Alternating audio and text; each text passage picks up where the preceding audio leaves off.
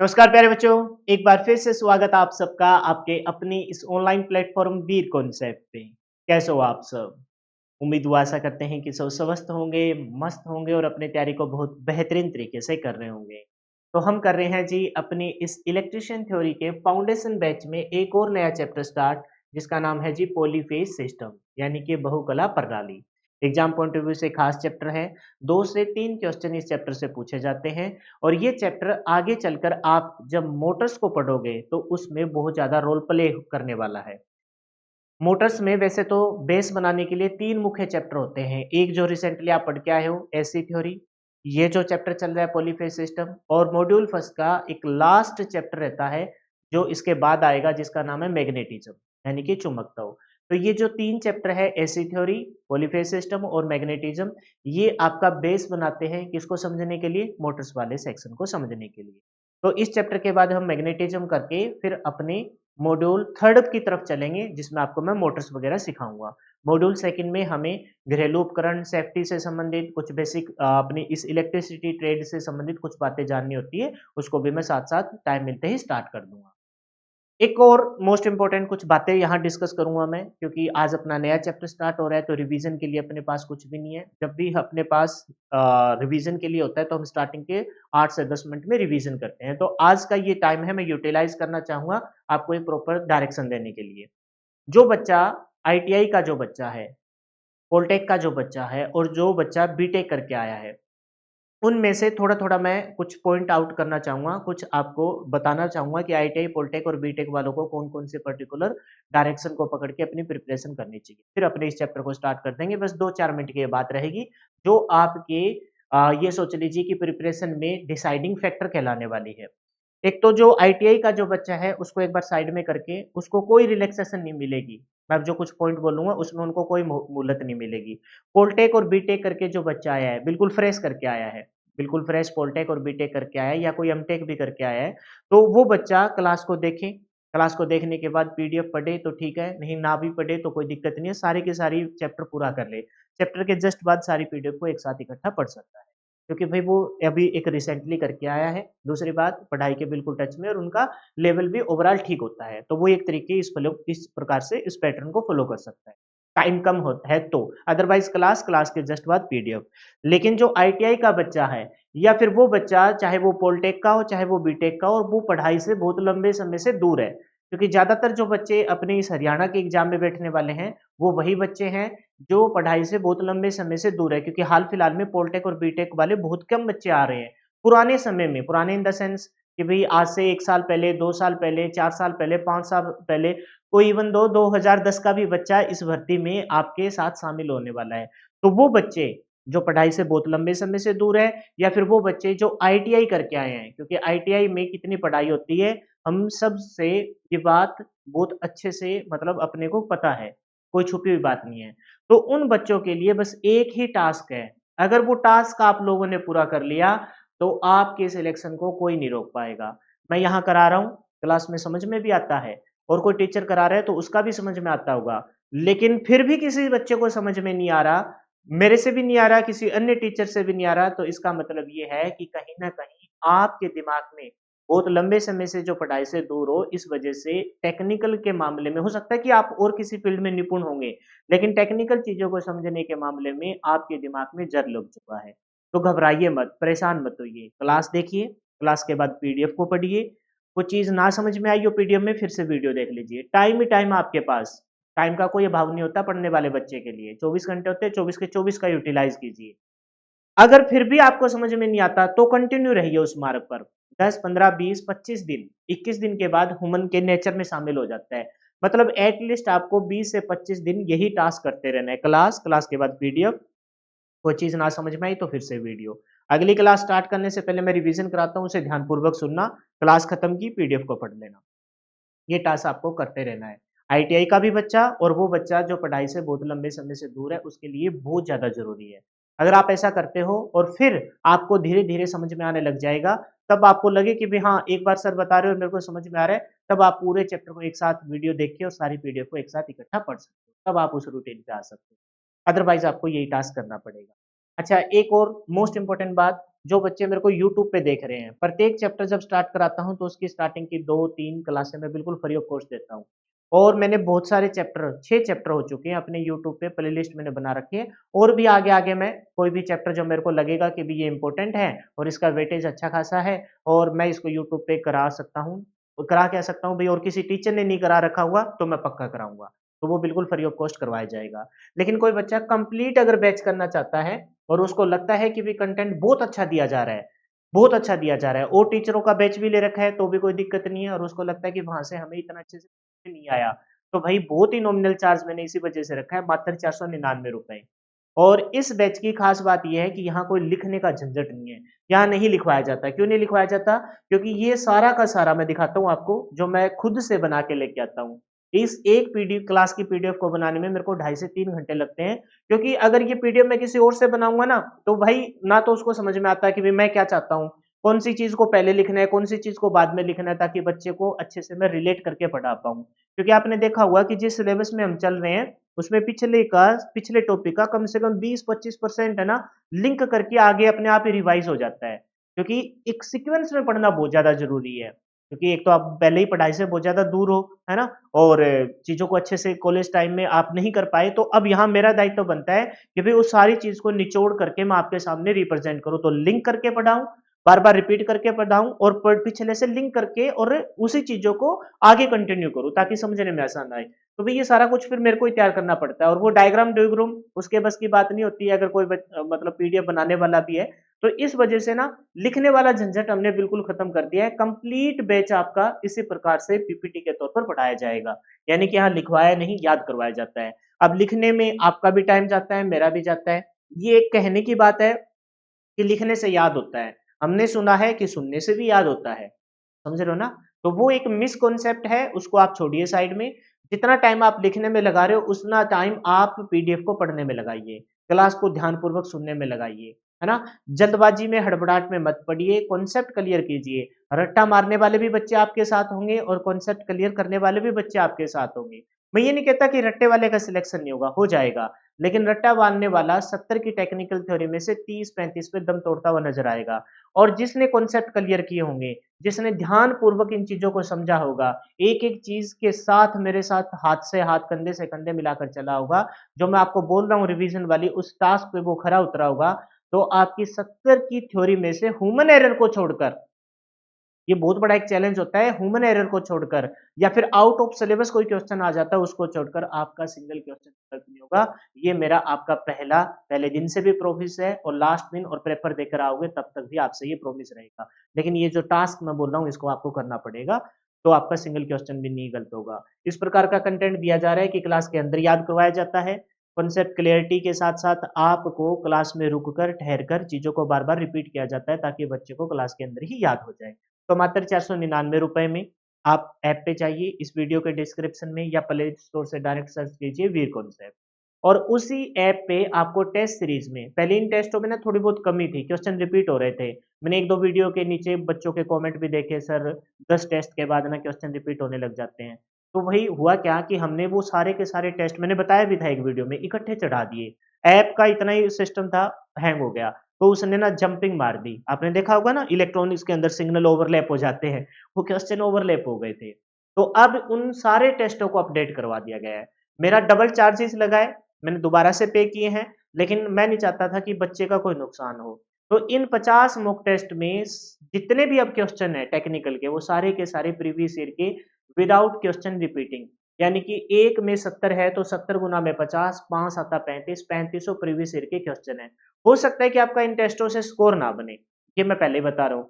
क्योंकि स्कोर तभी बनेगा जब आपके कॉन्सेप्ट क्लियर होंगे। आसान-आसान क्वेश्चन नहीं है इसमें, बहुत अच्छे-अच्छे लेवल के क्वेश्चन हमने डाले हैं। किसी को कोई भ्रम में नहीं रखना चाहता था मैं, मैंने सारे के सारे प्रीवियस ईयर के क्वेश्चन को टिक मार्क करके दे दिया और वो सारे के सारे प्रीवियस ईयर के क्वेश्चन इसमें शामिल किए गए। लेकिन कोई ऐसा क्वेश्चन नहीं होगा जिसकी पॉसिबिलिटी ये हो कि ये तो आज तक पेपर में आया ही नहीं है या आ ही नहीं सकता क्योंकि मैंने पहले ही बोल दिया प्रीवियस ईयर के क्वेश्चन। तो 3500 प्रीवियस ईयर के टेक्निकल क्वेश्चन आपको इन 50 मॉक टेस्ट के साथ ही करने को मिल जाएँगे। अगर आपके अंदर पोटेंशियल है तो आप इनके सारे भी अपने सिलेक्शन को पक्का कर सकते हो। लेकिन करेंगे तभी जब आपके कॉन्सेप्ट क्लियर हो। फिर बच गया 30 का नॉन टेक्निकल हरियाणा में, तो उसके लिए मैथ रीजनिंग अपने बहुत आसान आता है, 5 का मैथ, 5 की रीजनिंग। मैथ जो है उसमें एक क्वेश्चन ट्रिग्नोमेट्री वाला छोड़कर बाकी बहुत ही सिंपल क्वेश्चन आएंगे। हाँ, जिसका पॉलिटिक्स से बैकग्राउंड है वो 5 के 5 सही करेगा। रीजनिंग में कोई चिंता की जरूरत नहीं है, सारे के सारे सही होंगे। 10 में से आपके 7 से 8 का स्कोर बहुत आरामदारी से अचीव हो जाएगा। और लास्ट में ना मैं इन चैप्टरों की मैराथन क्लास भी लूंगा अपने यूट्यूब चैनल पर, बिल्कुल फ्री ऑफ कॉस्ट। फिर बच गया जी नॉन टेक्निकल में आपका 20 नंबर का, उसमें से 10 नंबर का कंप्यूटर। 10 नंबर के कंप्यूटर में 500 क्वेश्चन तो इधर से आ रहे हैं, 10 गुना में 5, सारे के सारे प्रीवियस ईयर। फिर 1500 क्वेश्चन बनाने के लिए मैंने 1000 क्वेश्चनों के प्रीवियस ईयर की क्वेश्चनों की पीडीएफ आपके लिए तैयार करवा रखी है। वो जो 1000 कंप्यूटर के प्रीवियस ईयर के क्वेश्चन है, जिसमें मेन जो टॉपिक है MS Excel, PowerPoint, Word, फिर पाइथन जो अपने पिछले 7 से 8 क्वेश्चन उठ के आ गए थे, सॉफ्टवेयर से रिलेटेड सारे के सारे चैप्टर वाइज, टॉपिक वाइज आपके 1000 क्वेश्चन निकला के आपकी एक पीडीएफ तैयार कर रखी है। अगर उनको आप करते हो और 500 ये, तो 10 में से 7 से 8 का स्कोर आपका फिर से अचीव हो जाएगा। अब बच गया मैथ के, रीजनिंग के, कंप्यूटर के बाद हरियाणा जीके और इंडिया जीके 10 नंबर की, तो उसके लिए 1500 क्वेश्चन तो आपके हरियाणा जीके के और 1500 ही क्वेश्चन इंडिया जीके के। हरियाणा जीके के 1500 क्वेश्चन मतलब सारी हरियाणा जीके ही आ जाती है, उनको रट लेना। मेहनत तो देखो करनी पड़ेगी आपको। और 1500 क्वेश्चन जो आपकी इंडिया जीके हैं, उसमें मैंने 3-4 बुकों का सहारा लिया है, कोई शर्म की बात नहीं है। लूसेंट में से क्वेश्चन उठाए हैं जो बार-बार रिपीट होते हैं, आपके घटना चक्र में से उठाए हैं और हरियाणा के प्रीवियस ईयर के पेपरों से इंडिया जीके के क्वेश्चन आपके उठाए हैं। तो उन क्वेश्चनों को आप लगाओगे तो 70 के साथ 30 नंबर का पोर्शन भी आपका अच्छे से तैयार हो जाएगा। और ये सारे के सारे 50 मॉक टेस्ट के साथ जो पीडीएफ है वो मात्र 99 रुपीज में आपको मिल जाएगी। तो उसके लिए आपको हमारी ऐप पे जाना पड़ेगा। तो अब स्टार्ट करते हैं। इसके अलावा भी किसी भी प्रकार का कोई भी बच्चे का डाउट आता है ना, इन मॉक टेस्ट से रिलेटेड, इलेक्ट्रिशियन थ्योरी के फाउंडेशन बैच से संबंधित, तो भाई ये मेरा कॉन्टैक्ट नंबर है 82 954 38 575।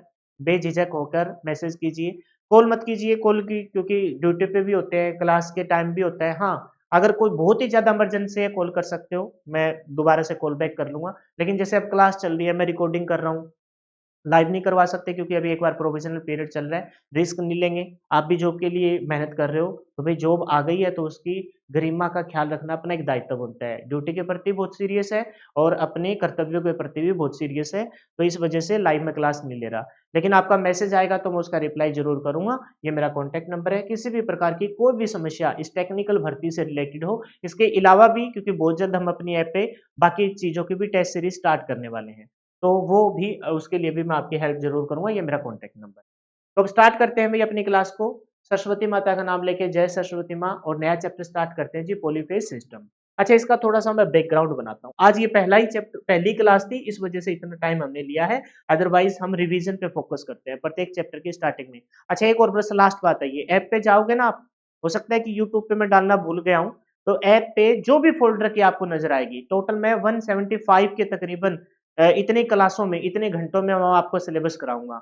175 घंटों के सिलेबस में प्रत्येक फ़ोल्डर में आपको 2 से 3 क्लास बिल्कुल ओपन मिलेगी, ताकि बच्चे को ये ना लगे कि भी 499 रुपए हमसे लूट लिए गए हैं। ऐसा कोई सीन नहीं है, क्योंकि ये 499 रुपए मायने नहीं रखते, मायने रखता है आपका सिलेक्शन, आपके माँ-बाप के सपने। तो उसके लिए बच्चे को अच्छे से पहले जज करना है, प्रत्येक फ़ोल्डर में से क्लास लगा के देखें। अगर आपको लगता है कि कंटेंट अच्छा है, तो इस बैच को आप परचेज़, ठीक है? यानी कि मैंने सारी चीज़ों के डेमो लेक्चर बिल्कुल फ्री ऑफ कॉस्ट कर रखे हैं। यानी कि 175 में से मान के चलो 75 घंटा तो मैंने वहाँ फ्री कर दिया, ताकि बच्चे को देख के आइडिया लगे कि भई किस प्रकार का कंटेंट है। फिर लगे तो भी परचेज़ कर सकते हैं। अच्छा, इस पॉलीफ़ेज़ सिस्टम प्रणाली का मैं थोड़ा-सा एक बार माहौल बनाता हूँ। एक आपको ओवरव्यू देता हूँ कि आखिर ये क्या है? और ये मक्खी वगैरह आएगी तो आपको परेशान करेगी थोड़ा, लेकिन कोई बात नहीं, ये माहौल बनाते हैं। देखो समझो, बैकग्राउंड तैयार कर रहा हूँ। आप पॉलीफ़ेज़ सिस्टम को कुछ ऐसे समझो कि पॉली मतलब क्या होता है? देखिए, मोनो मतलब होता है एक, मोनो मतलब एक, बायो मतलब होता है 2 और पॉली मतलब 2 से ज़्यादा। अगर 2 की बात होती तो हम बायो बोलते हैं, लेकिन 2 या 2 से अधिक, 2 या 2 से अधिक तो उसे क्या बोला जाता है? पॉली। फ़ेज़ क्या है? फ़ेज़ होता है धारा और वोल्टेज के बीच में अंतर। लेकिन यहाँ धारा और वोल्टेज नहीं आएगी, यहाँ तो अलग-अलग फ़ेज़ आएगा। फ़ेज़ का मतलब थोड़ा-सा कुछ ऐसे समझो, जैसे आप सिंगल फ़ेज़ पढ़ के, आप ऐसी थ्योरी में पढ़ के आए ना, आपने जब पिछला चैप्टर, बस ये 2 ही मिनट की बात है, बैकग्राउंड बन जाएगा, फिर पढ़ेंगे तो बहुत अच्छे से समझ में आएगा और बहुत ही ईज़ी चैप्टर है। आपने पिछले चैप्टर में एसी थ्योरी में एसी और डीसी का कंपैरिज़न किया। डीसी में मैंने बताया कि भई इसमें 2 टर्मिनल होते हैं। एक पॉजिटिव एक नेगेटिव। पॉजिटिव टर्मिनल कैसा होता है? रेड कलर का। नेगेटिव टर्मिनल कैसा? ब्लैक कलर का। उसकी बात साइड में हो गई थी। लेकिन एससी थ्योरी में जब हमने पढ़ा तो सिंगल फेज और थ्री फेज, सिंगल फेज में हमने देखा कि जिसमें आपका करंट होता है, लाइव करंट होता है, उसको आपने फेज वायर से इंडिकेट किया। तो फेज का मतलब होता है जिसमें से धारा का प्रवाह हो। तो वहां पर दूसरा टर्मिनल, क्योंकि धारा हमेशा किस सर्किट में बहती है? क्लोज सर्किट में बहती है। तो सिंगल फेज में एक तो फेज वायर था, दूसरा आपका न्यूट्रल था।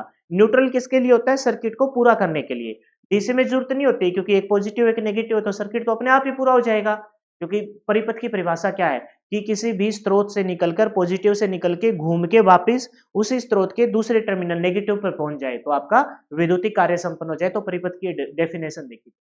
लेकिन डीसी के अंदर कोई जरूरत नहीं है, क्योंकि पॉजिटिव नेगेटिव है। लेकिन पॉलीफेज, जब आप एससी थ्योरी के अंदर आए तो सिंगल फेज में आपने देखा एक तो फेज है और दूसरा आपका कौन सा वायर है? न्यूट्रल। तो फेज के अंदर क्या होता है? करंट होता है। तो वो सिंगल फेज है। फिर आपने पढ़ा था थ्री फेज। थ्री फेज में तीन आपने वायर देखे, R Y B, red yellow blue. तो उनके अंदर क्या मिलेगा? उनके अंदर करंट मिलेगा। यानी कि ठीक उसी प्रकार से अब हम अपने इस चैप्टर में आए पॉलीफेज में। तो सिंगल फेज होगा तो एक ही वेव फॉर्म बनेगी। आप देख लीजिए ये सिंगल फेज है, एक ही वेव फॉर्म बनेगी। यानी कि यहां पर जो आपका फेज रहेगा किसी के साथ कोई कंपैरिजन नहीं है, इसी वेव फॉर्म का चलेगा। और सिंगल है तो आपको पता है कि यहां कितना होता है? यहां होता है जी आपका 180, यानी कि पाई से इंडिकेट करते हैं। ये सारा कुछ हटा के फिर स्टार्टिंग पहले पेज पे आऊंगा, लेकिन थोड़ा सा एक माहौल बन जाए। आपको पता है कि यहां कितना होता है? यहां होता है जी 360, यानी कि रेडियन में होता है 2 पाई, यानी कि कंप्लीट सर्कल। तो भाई यहां पर जो प्रत्येक जो फेज के बीच में, वैसे तो किसी के साथ तुलना नहीं है इधर फेज की, लेकिन यहाँ फेज कितने डिग्री के फेज अंतर के साथ चलता है? 360। क्योंकि कंप्लीट सर्कल में एक कंप्लीट जब सर्कल होता है तब ये एक साइकिल को पूरा कर देते हैं वेव फॉर्म। तो 360 का, ठीक है भाई। फिर आते हैं हम टू फेज में। टू फेज का पता लग गया। फेज का मतलब होता है जिसमें से आपका धारा का प्रवाह हो, जिसपे आप लोड को कनेक्ट कर सकते हो, जिसमें आप उपभोक्ता युक्ति को जोड़ सकते हो। तो सिंगल फेज में कितने का बनेगा? 360 डिग्री का फेज बनेगा। फिर आप टू फेज में देखते हो तो टू मतलब दो वेव फॉर्म जाएगी, दो वेव फॉर्म जाएगी। तो दो वेव फॉर्म में आप देखेंगे कि इस प्रकार से, और इनके बीच में जो फेज का अंतर रहेगा वो 360 को 2 से डिवाइड कर देंगे, यानी कितने का आ जाएगा? 180 डिग्री का आ जाएगा। सारा कुछ लिखा पड़ा है, समझाऊंगा मैं, लेकिन एक बार बस मैंने पहले बता दिया कि ओवरव्यू दे रहा हूं। जब आप थ्री फेज में जाओगे, थ्री फेज में जाओगे, तब आपकी तीन वेव फॉर्म होगी। तो 360 का जो सर्कल है उसे 3 से डिवाइड कर देंगे तो कितना आ जाएगा? 120, 12 3 36, 120 डिग्री का फेज अंतर होता है। हमारा इस चैप्टर के अंदर जो मेन जो फोकस है वो थ्री फेज पे है। सिंगल फेज से इंट्रोडक्शन मिलती है कि भाई आखिरकार फेज का मतलब क्या है, पॉलीफेज सिस्टम प्रणाली, बहुकला प्रणाली के अंदर है क्या। तो सिंगल फेज, सिंगल फेज में एक ही वेव फॉर्म। टू फेज से रिलेटेड पेपर में एक ही क्वेश्चन आता है, उसको मैं यही बताता हूं, और बाकी वहां आगे लिख भी रखा है बहुत सारा। क्वेश्चन पता है क्या आता है? टू फेज प्रणाली, है ना। टू फेज प्रणाली का प्रयोग हम कहां करते हैं? तो टू फेज प्रणाली है ना, उससे बहुत ज्यादा ऊष्मा पैदा होती है, हीट ज्यादा पैदा होती है। तो इस वजह से इसका उपयोग विद्युतीय भट्टी में करते हैं। यही एक क्वेश्चन है जो आज तक इससे रिलेटेड पूछा गया है। इसके अलावा कोई भी क्वेश्चन टू फेज प्रणाली से नहीं आया। फिर से सुन लीजिए, टू फेज प्रणाली में बहुत ज्यादा ऊष्मा पैदा होती है, तो इस वजह से इसका प्रयोग विद्युतीय भट्टी में करते हैं। बस यही क्वेश्चन। मेन जो फोकस है वो किस पे है? थ्री फेज प्रणाली। ये तो चलो इंट्रोडक्शन के तौर पर था। जब मैं थ्री फेज को आपको बताऊंगा अच्छे से, तो तीन वायर मैंने बोले हैं, रेड येलो ब्लू। ये देखिए कलरफुल पहले से बना के रखा है, रेड येलो और आपका ब्लू। ये नीला है लेकिन आपको पीडीएफ में थोड़ा सा ऐसे ही दिखाई दे रहा होगा। तो कुल मिलाकर यहाँ रेड येलो ब्लू इस प्रकार से ये आपका पॉलीफेज सिस्टम के थ्री फेज प्रणाली के ऊपर अच्छे से फोकस करना होता है। क्लियर है भाई? बैकग्राउंड तैयार है? बैकग्राउंड अगर तैयार है तो अब इसको पढ़ना स्टार्ट करते हैं। यानी कि नाम को अगर देखा जाए, पोली, पोली मतलब मोर देन टू, और फेज मतलब इन धाराओं के बीच में, इन वेव फॉर्म के बीच में कितने का अंतर है। सिंगल फेज में 360, 360 के बाद वो खुद को रिपीट करती है, समझ गए। टू फेज में 360 को 2 से भाग कर देंगे, कितना आ जाएगा? यानी कि आ जाएगा आपका 180 डिग्री फेज अंतर रहेगा। थ्री फेज में 360 को हम 3 से भाग कर देते हैं तो कितना आ जाएगा? 12 3 36, यानी कि आपका आ जाएगा 120 डिग्री का। पोली मतलब मोर देन टू, दो या दो से अधिक, और फेज मतलब उनके वेव फॉर्म के बीच में डिफरेंस। और मेन जो फोकस है इस चैप्टर के अंदर वो थ्री फेज प्रणाली के अंदर है। थ्री फेज पे हमें फोकस करना बस। अब आपको पूरे चैप्टर के दौरान कोई भी दिक्कत नहीं आएगी। अब पढ़ना स्टार्ट कर।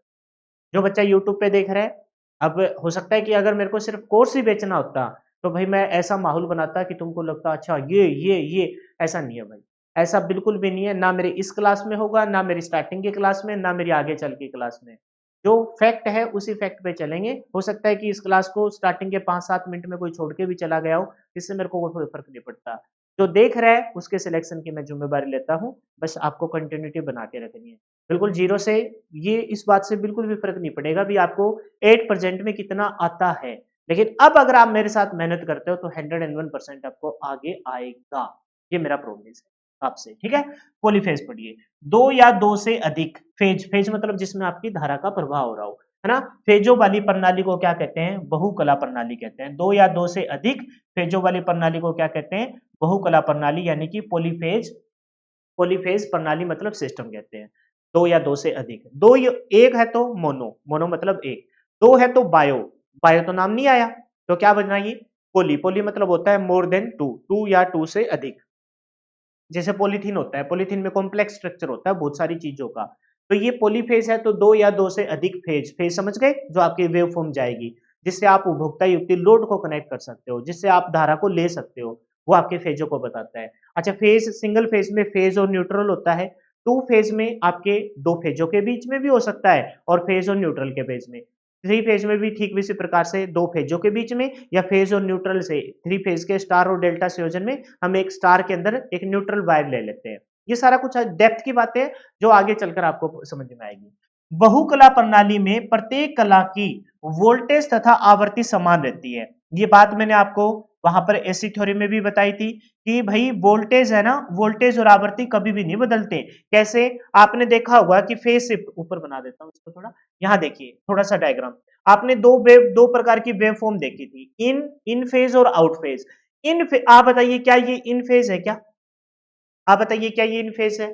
बिल्कुल ये इन फेज है। आप इससे परेशान मत हो जाना कि दोनों की वेव फॉर्म बराबर नहीं दिख रही। भाई इनके एम्पलीट्यूड में अंतर है, एम्पलीट्यूड मतलब इनके आयाम में अंतर है। इसका तो इतना है, मान लेते हैं ये धारा है तो आई मैक्सिमम इतना है, और ये वोल्टेज है तो भाई ये आपका वी मैक्सिमम है, ये वोल्टेज मैक्सिमम है।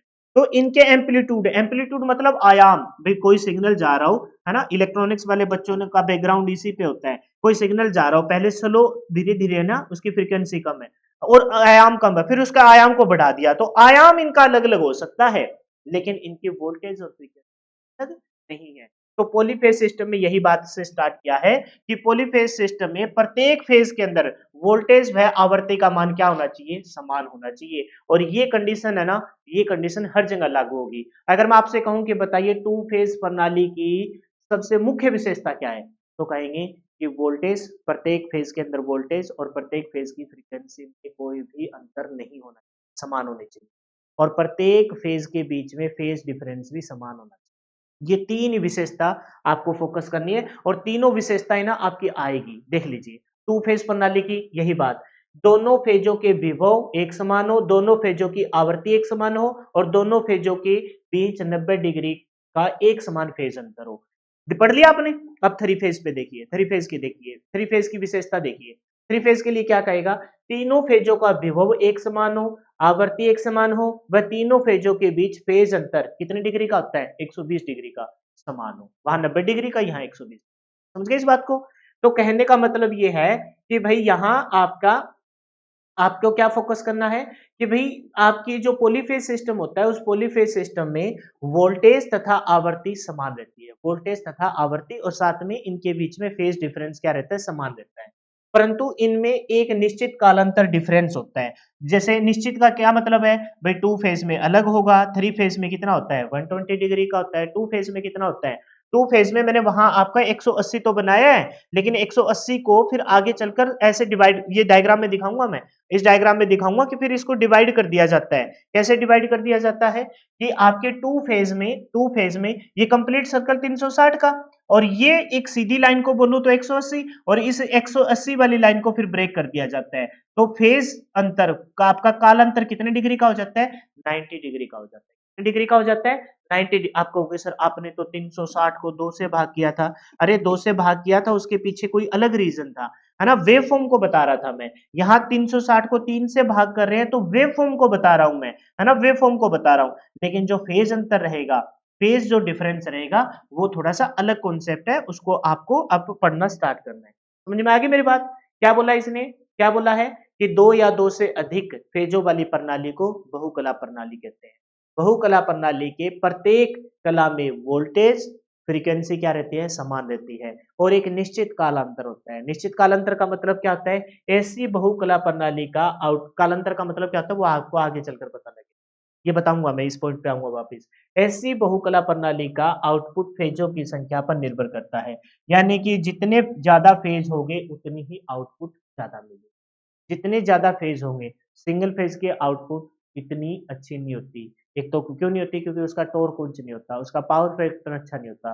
टू फेज़ प्रणाली में बेनिफिट तो है, लेकिन टू फेज़ प्रणाली है ना बहुत ज़्यादा ऊष्मा पैदा करती है। इस वजह से उसका प्रयोग ऊष्मीय कार्यों में, ऊष्मीय भट्टी में ही प्रयोग किया जाएगा।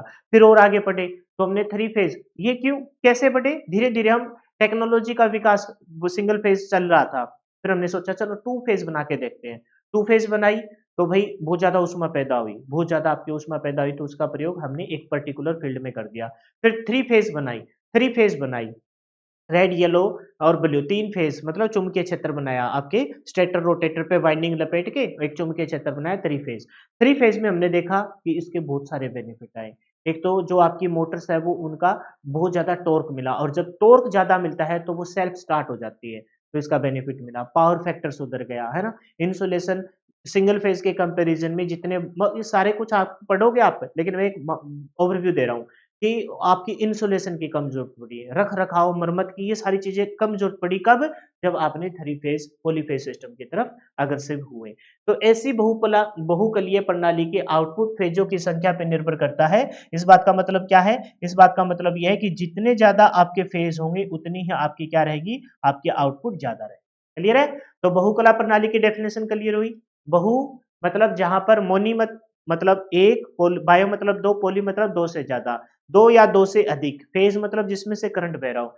2 या 2 से अधिक फेज़ों वाली प्रणाली बहुकला प्रणाली कहलाती है। बहुकला प्रणाली में प्रत्येक फेज़ के अंदर क्या होना चाहिए? वोल्टेज व आवृत्ति निश्चित होनी चाहिए, है ना? समान होनी चाहिए, परंतु एक निश्चित कालांतर होना चाहिए, फेज़ डिफरेंस होना चाहिए। वो फेज़ डिफरेंस की 2 ही वैल्यू याद रखनी है, 90 और 120 डिग्री, 90 और 120 डिग्री। ऐसी बहुकला प्रणाली की आउटपुट, है ना? किसके ऊपर निर्भर करती है? फेज़ों की संख्या पर निर्भर करती है। आगे बढ़िए। कह रहा है कि एक फेज तथा एक न्यूट्रल संयोजित होता है तो वह प्रणाली आपकी सिंगल कला प्रणाली कहलाती है। अब थोड़ा सा मैं आपको डिफरेंस बता रहा हूँ, सिंगल फेज, टू फेज और थ्री फेज। तो सिंगल फेज में क्या होगा, जहां सिंगल फेज उसी को बोलेंगे ना जिसमें सिर्फ एक ही फेज में से आपका करंट हो। फेज और न्यूट्रल के बीच में, क्योंकि सर्किट तो पूरा करने के लिए फेज के साथ क्या जोड़ा जाएगा? न्यूट्रल भी जोड़ा जाएगा। डीसी होती तो डीसी में कोई भी न्यूट्रल की जरूरत नहीं होती, क्योंकि डीसी के अंदर एक आपका पॉजिटिव टर्मिनल होता है और एक नेगेटिव टर्मिनल, सर्किट पूरा हो जाएगा। धारा आपकी पॉजिटिव से बहती हुई कहाँ चली जाएगी? नेगेटिव टर्मिनल पे पहुंच जाएगी। लेकिन एसी के अंदर पॉजिटिव नेगेटिव टर्मिनल नहीं होते, या तो फेज होते हैं। तो सिंगल फेज में एक फेज होगा और सर्किट को पूरा करने के लिए क्या होगा? एक न्यूट्रल होगा। तो बोला है कि एक फेज तथा एक न्यूट्रल संयोजित होता है तो यह प्रणाली आपकी क्या कहलाती है? सिंगल कली प्रणाली कहलाती है, यानी कि यह कहलाएगी सिंगल फेज प्रणाली। क्या कहलाएगी? सिंगल फेज प्रणाली। सिंगल फेज प्रणाली यानी कि सिंगल फेज सिस्टम, जिसमें क्या हो? एक फेज हो और दूसरा सर्किट को पूरा करने के लिए क्या हो? एक न्यूट्रल वायर हो। यदि तीन फेज तथा एक न्यूट्रल संयोजित हो तो यह प्रणाली क्या कहलाती है? तीन फेज या एक न्यूट्रल संयोजित हो तो यह प्रणाली आपकी थ्री फेज प्रणाली कहलाती है। क्या कहलाती है? अभी थ्री फेज प्रणाली कहलाती है, थ्री कला प्रणाली कहलाती है। यानी कि हम कंपैरिजन देख रहे हैं सिंगल फेज और थ्री फेज के अंदर मुख्य डिफरेंस क्या है। तो सिंगल फेज में ये कहेंगे कि सर आपका जो लाइव करंट होगा वो एक ही फेज में होगा, लेकिन सर्किट को पूरा करने के लिए एक न्यूट्रल वायर जोड़ दिया जाएगा। तो एक फेज तथा एक न्यूट्रल संयोजित हो तो वो सिंगल के, ये पेपर में आने वाला क्वेश्चन नहीं है। जस्ट भाई चैप्टर का कोई इंट्रोडक्शन तो होता ही होगा, वो इंट्रोडक्शन दिया जा रहा है। तो एक फेज और एक न्यूट्रल संयोजित हो तो यह प्रणाली आपकी सिंगल कला प्रणाली यानी कि सिंगल फेज सिस्टम कहलाती है। यदि तीन फेज, तीन में करंट हो, तीन वेवफॉर्म चले, अगर एक ही वेवफॉर्म चले, एक ही वो वेवफॉर्म चले तो सिंगल फेज है। अगर आपकी एक ये चले, इसके साथ फिर एक और स्टार्ट हो जाए, फिर थोड़े से डिफरेंस के साथ आपकी एक और स्टार्ट हो जाए, तो ये वाली जो प्रणाली चल रही है ये कौन सी चल रही है? आपकी थ्री फेज सिस्टम वाली प्रणाली चल रही है। तो थ्री फेज सिस्टम कैसे होगा? यदि तीन फेज और एक न्यूट्रल, न्यूट्रल आपके सर्किट को पूरा करने के लिए, उसी को न्यूट्रल, जैसे ये स्टार का एक संयोजन बना रहा हूं, ठीक है, एक स्टार का एक संयोजन बना रहा हूं, ठीक है, इसको समझना। एक स्टार का, आप देखो सर्किट कब पूरा होगा? तो भाई ये इसमें से लिया तो एक न्यूट्रल वायर ले लेते हैं, यहाँ से एक न्यूट्रल। तो देखो एक फेज, ये देखो ये न्यूट्रल, इसका लिया है तो यहाँ से ये सर्किट पूरा, इसका लेना है तो यहाँ से ये सर्किट पूरा। तो 3 फेज बन गए, ठीक है, जिसमें से करंट होगा। लेकिन न्यूट्रल के किसके लिए जरूरत होगी सर? सर्किट को पूरा करने की। तो बोला है कि 3 फेज और एक न्यूट्रल संयोजन हो तो वह प्रणाली क्या कहलाती है? वह प्रणाली आपकी 3 फेज क्या कहलाएगी? 3 फेज सिस्टम कहलाएगी, 3 फेज प्रणाली कहलाएगी, 3 फेज सिस्टम कहलाएगी। अब कहता है बहुकला प्रणाली में 2 फेज, सिंगल फेज तो बता ही दिया, 2 फेज भी होता है, 3 फेज होता है। हमें जो पढ़ना है वो 2 फेज के बारे में बिल्कुल एक ही क्वेश्चन पढ़ना है। क्या? कि 2 फेज सिस्टम है ना, उसमें बहुत ज्यादा क्या होती है? हीट ऊष्मा पैदा होती है, इस वजह से विद्युतीय भट्टी। बाकी थोड़ा बहुत और भी पढ़ाएंगे। कुछ एक पॉइंट में ऑलरेडी बता चुका कि भी फेज आपका समान होना चाहिए, आवर्ती आपकी समान होनी चाहिए और फेज अंतर भी समान होना चाहिए। वही बातें फिर से पढ़नी है। मेन जो फोकस किस पे करना है? 3 फेज प्रणाली पर। तो बहुकला प्रणाली में 2 फेज तथा 3 फेज प्रणाली के अलावा इसके अलावा कौन कौन सी होती है? 4 फेज भी होती है, 6 फेज भी होती है, 9 फेज भी होती है, 12 फेज भी होती है। इवन दो 12 फेज भी होती है ना, प्रणालियां भी शामिल है। लेकिन ये अपने सिलेबस का ना तो हिस्सा है ना ये काम का है। सबसे बेस्ट इसमें से कौन सी है? सबसे बेस्ट इसमें जो फेज प्रणाली है वो आपकी 3 फेज से है जी, 3 फेज प्रणाली है। फेजों की संख्या अधिक होने पर आउटपुट शक्ति भी बढ़ जाती है। ये बात आपकी यहाँ भी लिख रखी है और यहाँ भी लिख रखी है। यहाँ क्या लिखी थी? एसी यानी कि अल्टरनेटिव करंट प्रत्यावर्ती धारा की बहुकलीय प्रणाली की आउटपुट फेजों की संख्या पर निर्भर करती है। आउटपुट कैसी होगी? वो फेजों की संख्या पर निर्भर करेगी। और फेजों की संख्या अधिक है तो आउटपुट शक्ति भी क्या जाएगी? आउटपुट भी शक्ति भी बढ़ जाती है, आउटपुट शक्ति भी बढ़ जाती है। जैसे फेजों की संख्या ज्यादा है तो आउटपुट शक्ति भी बढ़ जाती है, आउटपुट शक्ति भी क्या हो जाती है जी? बढ़ जाती है। ठीक है। सबसे महत्वपूर्ण फेज प्रणाली कौन सी है? सबसे महत्वपूर्ण फेज प्रणाली आपकी 3 फेज प्रणाली है। मेन फोकस हमें किस पे करना है? 3 फेज प्रणाली। तो दोनों पेजों का कोई भी ऐसे कोई चीज है जो आपको समझ में नहीं आई? बहुत ही सिंपल है। दो या दो से अधिक फेज हो तो पॉलीफेज सिस्टम कहलाएगा।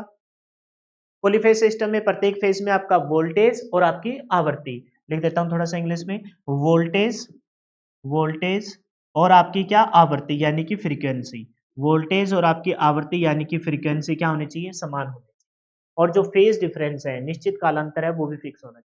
आउटपुट है वो किस पे निर्भर करती है? फेजों की संख्या पे निर्भर करती है। सिंगल फेज है तो फेज और एक न्यूट्रल वायर होगा। 3 फेज है तो 3 फेज और एक न्यूट्रल वायर होगा। मेन जो पढ़ना है बहुकला प्रणाली में 2 फेज 3 फेज, जो 2 फेज है उस पे कोई ज्यादा फोकस नहीं, 3 फेज पे। इसके अलावा भी 4 फेज 6 फेज है ना, बहुत सारे होते हैं लेकिन अपने सिलेबस का हिस्सा नहीं। फेजों की संख्या अधिक होना इसका मतलब आउटपुट शक्ति का बढ़ जाना, आउटपुट पावर का अच्छा खासा आना। सबसे महत्वपूर्ण फेज प्रणाली कौन सी है? 3 फेज प्रणाली। कौन सी है जी? 3 फेज प्रणाली है।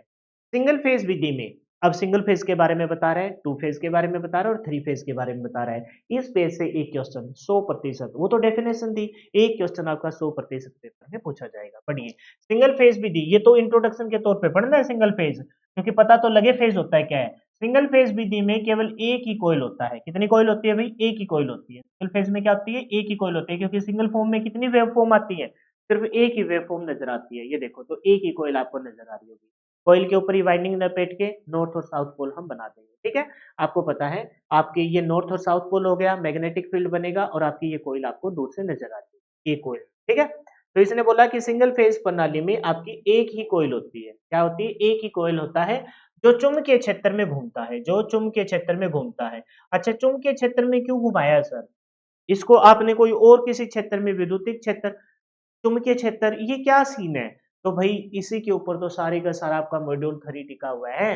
मॉड्यूल 3 में हम क्या पढ़ते हैं? जैसे ट्रांसफॉर्मर में जो यूट्यूब पे मैंने फ्री ऑफ कॉस्ट करा रखा है पूरा चैप्टर, नो वीडियो दे रखी है मैंने उस चैप्टर की।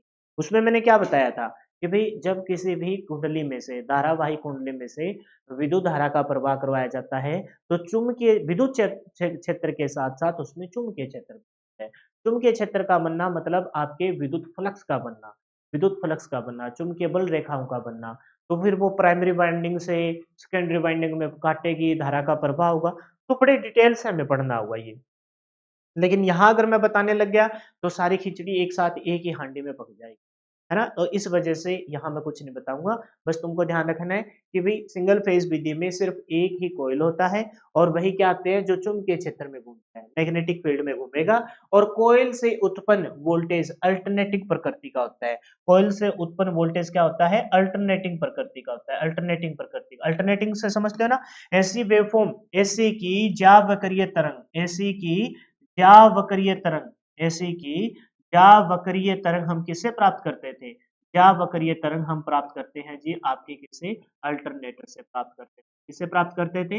अल्टरनेटर से, अल्टरनेटर से प्राप्त करते हैं, अल्टरनेटर से प्राप्त करते हैं। और अल्टरनेटर की जो वेव फॉर्म है वो बताने की जरूरत नहीं है, वो कैसी होती है?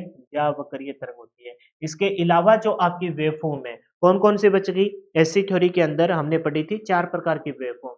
एक तो आपकी जावक्रीय तरंग, साइनसोइडल वेव या फिर जिसे साइन वेव कहते हैं। उसके बाद बच गई आपकी वर्गाकार तरंग, स्क्वायर वेव, ट्रायंगुलर वेव, त्रिभुजाकार और सातुत आरीदंत तरंग। ये सारी की सारी आपकी ऑसिलेटर यानी कि दोलित्र से प्राप्त होती है। तो जो सिंगल फेज की है ना, सिंगल फेज की है जिसमें एक ही कोयल होती है जो चुंबकीय क्षेत्र में घूमती है और कैसे आउटपुट देती है? अल्टरनेटिंग प्रकृति की आउटपुट देती है। तो अल्टरनेटिंग प्रकृति की आउटपुट है वो कैसी होती है? जिस प्रकार की ज्यावक्रीय तरंग होती है, ज्यावक्रीय तरंग होती है जिसको आपने किससे प्राप्त किया था? जिसको आपने अल्टरनेटर से प्राप्त किया था। और कैसे दिखती है? ऐसी दिखती है। कैसे दिखती है भाई? ऐसे दिखती है। यदि एक कोयल की जगह दो या दो से अधिक कोयल आर्मेचर में, आर्मेचर समझते हो ना, दो प्रकार के आएंगे आगे चलकर, एक स्टेटर होगा एक रोटेटर होगा। स्टेटर, स्टेटर मतलब स्टेट रहेगा, रोटर मतलब जो रोटेट करेगा। उसमें एक आर्मेचर होता है, आर्मेचर वाइंडिंग होती है, ये सारी चीजें आएगी, आप परेशान मत होना। यहाँ तो सिर्फ आपको ये बताया कि सिंगल फेज कैसे बनता है, टू फेज कैसे बनता है और थ्री फेज कैसे बनता है। सिंगल फेज में एक ही कोयल रहेगी जो चुंबकीय क्षेत्र में घूमेगी। टू फेज में आपकी दो की जगह, एक की जगह दो या दो से अधिक, बहुकला की तरफ जा रहे हैं। तो बहु में जब दो को देखा जाएगा तो दो कोयल यूज कर लेंगे, दो से ज्यादा कोयल होगी तो आपकी बहुकला प्रणाली में पॉलीफेज सिस्टम में चली जाएगी। यदि एक कोयल की जगह दो या दो से अधिक कोयल आर्मेचर में रखे जाए तब वोल्टेज सभी कोयलों से पैदा होगा और प्रत्येक कोयल पर लोड जोड़ा जा सकता है, प्रत्येक कोयल पे लोड जोड़ा जा सकता है। क्यों जरूरत पड़ी हमें? क्योंकि हम चाहते हैं कि आउटपुट आपकी अच्छी पावर वाली आए। सिंगल फेज की आउटपुट इतनी अच्छी पावर की नहीं आती, तो टू फेज की पावर अच्छी आउटपुट आती है लेकिन उसमें ज्यादा होती है। तो फिर दो से अधिक बढ़ाया, दो से अधिक बढ़ाया तो अब की आउटपुट बहुत ज्यादा मजबूत आएगी, अच्छी पावर की आएगी। अच्छी पावर की आएगी क्योंकि एसी प्रत्यावर्ती धारा की जो आउटपुट है वो आपकी फेजों की संख्या पे निर्भर करती है। तो जब आपकी अच्छी खासी पावर आएगी तो प्रत्येक फेज पे आप लोड जोड़ सकते हो। तो यदि एक कोयल की जगह दो या दो से अधिक कोयल आर्मेचर में रखे जाए तब वोल्टेज सभी कोयलों से पैदा होगा और अच्छी खासी पावर का पैदा होगा। तो प्रत्येक कोयल पर लोड जोड़ा जा सकता है, प्रत्येक कोयल पे लोड जोड़ा जा सकता है। ये बात आपको समझ में आ गई होगी। कहने का मतलब ये है कि घर में एक कमाने वाला हो तो एक पे लोड बढ़ेगा, इतनी परवरिश अच्छे से नहीं हो पाएगी। अब जैसे क्या होता है, एक परिवार में एक मुखिया और 5 बच्चे हैं और बेचारे का जीवन यापन दिहाड़ी मजदूरी से चलता है, तो कितनों की अच्छे से परवरिश कर पाएगा, कितने अच्छे से पढ़ा पाएगा, कितने का अच्छे का भरण पोषण कर पाएगा। अब सुनो, एक परिवार में हस्बैंड भी कमाता है और वाइफ भी कमाते हैं सरकारी नौकरी पर, बच्चे भी दो ही हैं, हम दो हमारे दो, तो परवरिश कितनी होगी अच्छे से। तो सिंगल फेज में आउटपुट एक ही आ रही है, पावर कम है, तो इस वजह से इतनी ज्यादा कार्यगर नहीं है। सिंगल फेज में छोटी हल्की फुल्की मोटर चलती है जैसे पंखे की motor, single phase, two phase three phase पे भी चलती है, ये सिंगल फेज पे भी चल जाती है। कहने का मतलब है थ्री फेज में तीनों फेज पर आपकी आउटपुट पैदा होती है, वोल्टेज पैदा होती है और अच्छी खासी पावर की होती है। तो तीनों पर आप प्रत्येक कोयल पे लोड को जोड़ा जा सकता है, उपभोक्ता युक्ति को जोड़ा जा सकता है। जब एक मशीन में दो इलेक्ट्रिकली इंसुलेटिंग वाइंडिंग प्रयोग की जाए जिन्हें 90 डिग्री इलेक्ट्रिकल आउटपुट फेज पैदा रखा, फेज बड़े दोबारा पढ़ूंगा समझ लेते हैं पहले। Phase 90 degree electrical out of phase रखा जाता है तब मशीन को दो फेज मशीन तथा सप्लाई सिस्टम को दो phase supply system, single phase supply system समझ में आ गया, एक ही कोयल होगी। लेकिन हम एक को आगे बढ़े, दो या दो से अधिक रखना चाहते हैं। ये दो या दो से अधिक रखने वाली बात पे मोहर लगाता है। क्यों रखनी पड़ी? वाई क्यों करते हैं हमेशा? क्योंकि हमें पता है कि जब दो या दो से अधिक रखते हैं तो प्रत्येक पे अच्छा खासा वोल्टेज आता है और प्रत्येक पे लोड जोड़ दिया जाएगा। तो जब दो रखी गई तो कहते हैं कि जब एक मशीन में दो इलेक्ट्रिकली इंसुलेटिंग वाइंडिंग, वाइंडिंग ही रख रहे हैं, ये देखो कोयल, कोयल ही वाइंडिंग बनाती है। आपको पता है ना, चौक बनाना वाइंडिंग बनाना, जैसे इंसुलेटेड कोयल, आपने पढ़ा था नहीं इंडक्टर में, ये कोई पहले तार था उसको कोयल के तौर पर लपेट कर हमने चौक बना दिया। चौक ये इंडक्टर भी कहलाता है, ये चौक भी कहलाता है और वाइंडिंग भी कहलाता है। जैसे ट्रांसफार्मर में आपने पढ़ी थी, ट्रांसफार्मर में आप पढ़ते हो ना, वे प्राइमरी वाइंडिंग है ना, सेकेंडरी वाइंडिंग है, ऐसे पढ़ते हो ना, टर्न की संख्या ज्यादा हो तो स्टेप अप है या स्टेप डाउन है। तो वही बात है कि ये जो वाइंडिंग है है ना? 2 प्रकार की 2 बाइंडिंग, एक मशीन में 2 इलेक्ट्रिकली इंसुलेटेड बाइंडिंग, बाइंडिंग है लेकिन इंसुलेटेड है। इंसुलेशन क्यों करते हैं? वो आपको आगे चल के पता चलेगा कि एक तो इनके बीच में जो लॉसेस वगैरह है वो भी लिमिटेड हो, फ्लक्स का अच्छे खासे सा निर्माण हो, और दूसरी बात कभी-कभार जैसे आपकी स्थैतिक युक्ति है, जैसे ट्रांसफार्मर है, तो ट्रांसफार्मर में हम चाहते हैं कि करंट का प्रवाह ट्रांसफार्मर के अंदर ना हो, कॉइल के अंदर ना हो, तो इस वजह से इनको इंसुलेटेड किया जाता है, कवर किया जाता है। जब एक मशीन में 2 इलेक्ट्रिकली इंसुलेटेड वाइंडिंग प्रयोग की जाती है, जिन्हें 90 degree electrical out of phase, electrically out 90 degree के इलेक्ट्रिकली आउट ऑफ फेज पे रखा जाता है, तब मशीन को दो फेज मशीन, और उस सिस्टम को क्या कहते हैं? दो फेज। उस मशीन को क्या कहते हैं? दो phase machine, two phase machine. और उस सप्लाई सिस्टम को, और इस सप्लाई सिस्टम को क्या कहा जाता है? टू फेज सप्लाई सिस्टम कहा जाता है, टू फेज सप्लाई सिस्टम कहा जाता है। कहने का मतलब ये है कि दो, जो पहले एक वाइंडिंग यूज की, अब दो बाइंडिंग जब यूज करेंगे, तो दो बाइंडिंग कितने डिग्री के फेज अंतर के साथ? 90 डिग्री के आउट ऑफ फेज अंतर के साथ रखी जाए, तब वो जो मोटर 90 डिग्री के आउट ऑफ फेज पे चल रही है, तो उस मोटर को तो क्या कहेंगे? टू फेज मोटर कहेंगे। और उस सिस्टम को क्या कहेंगे? Two phase supply system. Two phase supply system. कहने का मतलब ये है कि टू फेज सप्लाई सिस्टम में फेज अंतर, फेज जो डिफरेंस है आउट ऑफ फेज कितना होता है? 90 डिग्री का होता है। आप कह रहे थे कि सर यहाँ 300, आपने कहा कि सर ये 90 360 है, इस 360 को आपने यहाँ टू फेज में 2 से डिवाइड किया था, तो 2 से डिवाइड करने का मतलब ये था कि यहाँ मैं आपको कोइल की संख्या बता रहा था, कोइल की संख्या 3 से डिवाइड कर रहे हैं, तो कोइल की संख्या कितनी रहेगी? 3, 3 है तो 3 से डिवाइड करेंगे, तब ये आपका 120 डिग्री बन जाएगा। कहने का मतलब ये है कि तुम इससे याद मत कर लेना, बस तुमको जो अब मैं बता रहा हूं उस पर फोकस करना कि टू फेज सिस्टम क्या रहेगा? टू फेज सिस्टम में ये रहेगा कि दो कोयलों को हम आउट ऑफ फेज, दो कोयलों को, कौन सी कोयल है? एक मशीन में दो इलेक्ट्रिकली इंसुलेटेड कोयल है, इलेक्ट्रिकली इंसुलेटेड कोयल मतलब वाइंडिंग है, का प्रयोग की जाती है, जिन्हें 90 degree electrically out of phase रखा जाता है, और उस पर अगर कोई मशीन चल रही है, वो मशीन अगर चल रही है जिसमें 90 डिग्री का इलेक्ट्रिकली आउट ऑफ फेज हो, तो उस मशीन को, उस मोटर को क्या कहेंगे? Two phase motor. और उस सिस्टम को क्या कहेंगे? Two phase supply system, two phase poly system, two phase system कहा जाएगा। बोलो समझ में आया क्या?